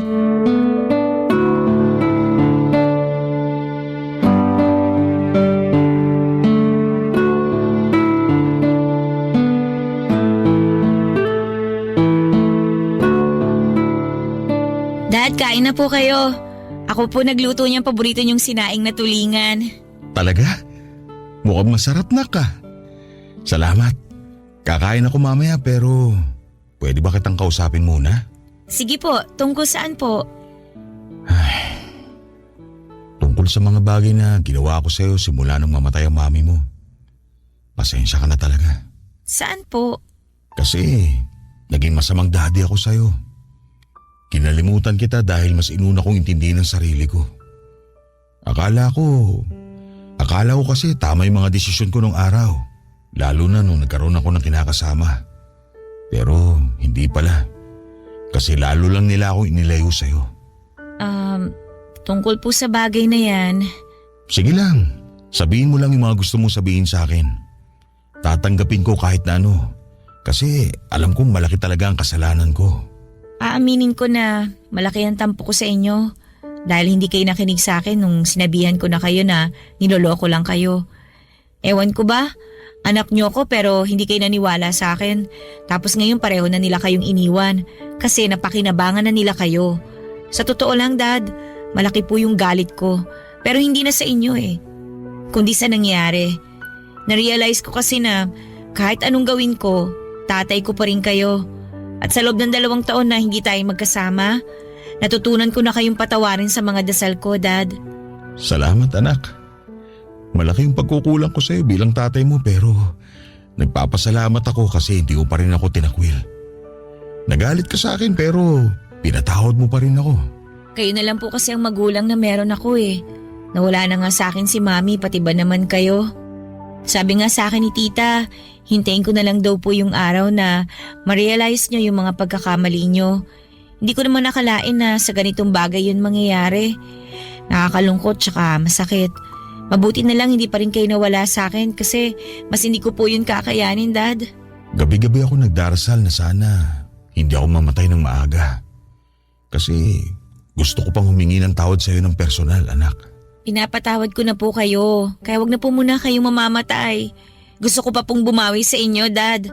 Gusto ko pa po kayong makasama ng matagal. Gusto ko pa rin naman ikaw makasama ng matagal, anak. Pero nahihiya ako sa'yo Ayoko maging kargo mo ako lalo na't baldado na ako at walang silbi. Hindi totoo yan, Dad. Tsaka mas mapapanatag ako kung ako mismo mag-aalaga sa inyo. Kaya nga kung gusto nyo, sumama na lang kayo sa akin sa Maynila para lagi ko kayong nababantayan pag wala akong trabaho. Saan naman tayo titira? Sa tiyahin mo? Hindi na po ako nakatira kina Tita. May inuupahan na po akong maliit na apartment. Pwede po kayo magstay doon para magpagaling. Para may kasama na rin ako. Kaya lang sa lagay kong to, parang hindi ko pa kayang bumiyahe ng malayo. Saka baka manibago ako sa Maynila pagdating ko dun. Alam mo namang masanay ako rito sa Mindoro. Nanibago rin po ako pagdating ko doon. Pero nakapag-adjust naman ako, Dad. Pero kung gusto nyo, magpagaling na lang muna kayo dito. Papakiusapan ko na lang po si Tito tsaka yung pinsan ko na tingnan-tingnan kayo kapag umalis na ako. Aabutan ko na lang po sila. Tapos kapag magaling na kayo at nakapag-desisyon na, pwede na kayong lumuwas sa Maynila kasama ako. Ay, mahal ko po tong Mindoro kasi dito ako pinanganak tsaka dito ako lumaki. Dito rin nakalibing si Mami. Pero sa Maynila na po ang buhay ko. Doon ko na po gusto magsimula ng bagong buhay. Kaya sana, Dad, samahan niyo na po ako doon. Marami po akong plano at kasama na po kayo sa mga plano ko. Salamat anak. Umasa ka na, pag-iisipan ko. Pero pipilitin ko munang gumaling. Para naman hindi ka masyado mag-alala sa akin. Salamat talaga kasi umuwi ka rito sa atin. Mahal ko po kayo, Dad, at hindi ko po kayo kayang tiisin. Mahal din kita anak. Mahal na mahal. Mahal na mahal ko ang daddy ko at kahit na anong mangyari, siya pa rin ang tatay ko. At kahit na marami kaming hindi pagkakaunawaan sa nakaraan ay pilit ko yung sinasantabi para makapagsimula ng panibagong buhay. Masarap at magaan sa dibdib ang magpatawad lalo na kung magulang natin yon. Kaya naman hindi ko pinagsisihan na pinabalik ko sa buhay ko ang daddy ko, Papa Dudut. At alam ko rin na masaya si Mommy at proud siya sa akin dahil nalagpasan ko ang mga pagsubok na pinagdaanan ko. Hindi nagtagal ay gumaling po ang bali sa binti ni Daddy at nang sumunod na taon ay lumuwas na siya sa Maynila. Kasama ko siyang tumira sa apartment na nirerentahan ko. Sakto na may bakanting tindahan din sa unang palapag nito na pwede ring rentahan kaya naman kinausap ko ang tatay ko kung gusto niyang magtinda doon para may libangan siya. Sumang-ayon naman siya pero noong sumunod na taon pansamantala yung nahinto dahil nga po sa nagpandemic. Doon ko mas natutuhang pahalagahan ang mga sandali na kasama ko ang tatay ko dahil walang kasiguraduhan ang buhay. Mas lalo kaming naging close ni Daddy, Papa Dudut. Sa kasalukuyan ay kasal na ako sa husband ko at may isa na akong anak. Pero kasama namin si Daddy sa bago naming bahay. Siya nag-aalaga sa anak namin habang nasa trabaho kami ni Mister. Malaking bagay po ang tulong na yun ni Daddy sa amin dahil may naiiwan kami ng aming anak. At very thankful naman kami sa kalakasang patuloy na pinagkakaloob sa akin at sa aking tatay, Papa Dudut. Hanggang dito na lamang po ang sulat ko at maraming salamat po sakaling mapili po ninyong i-ere ang istorya ko sa Barangay Love Stories. Sana po ay kinapulutan po ito ng aral at ng inspirasyon ng mga kabarangay natin. God bless po sa inyong istasyon and more power po Papa Dudut. Ang inyong forever kapuso at kabarangay Roxanne.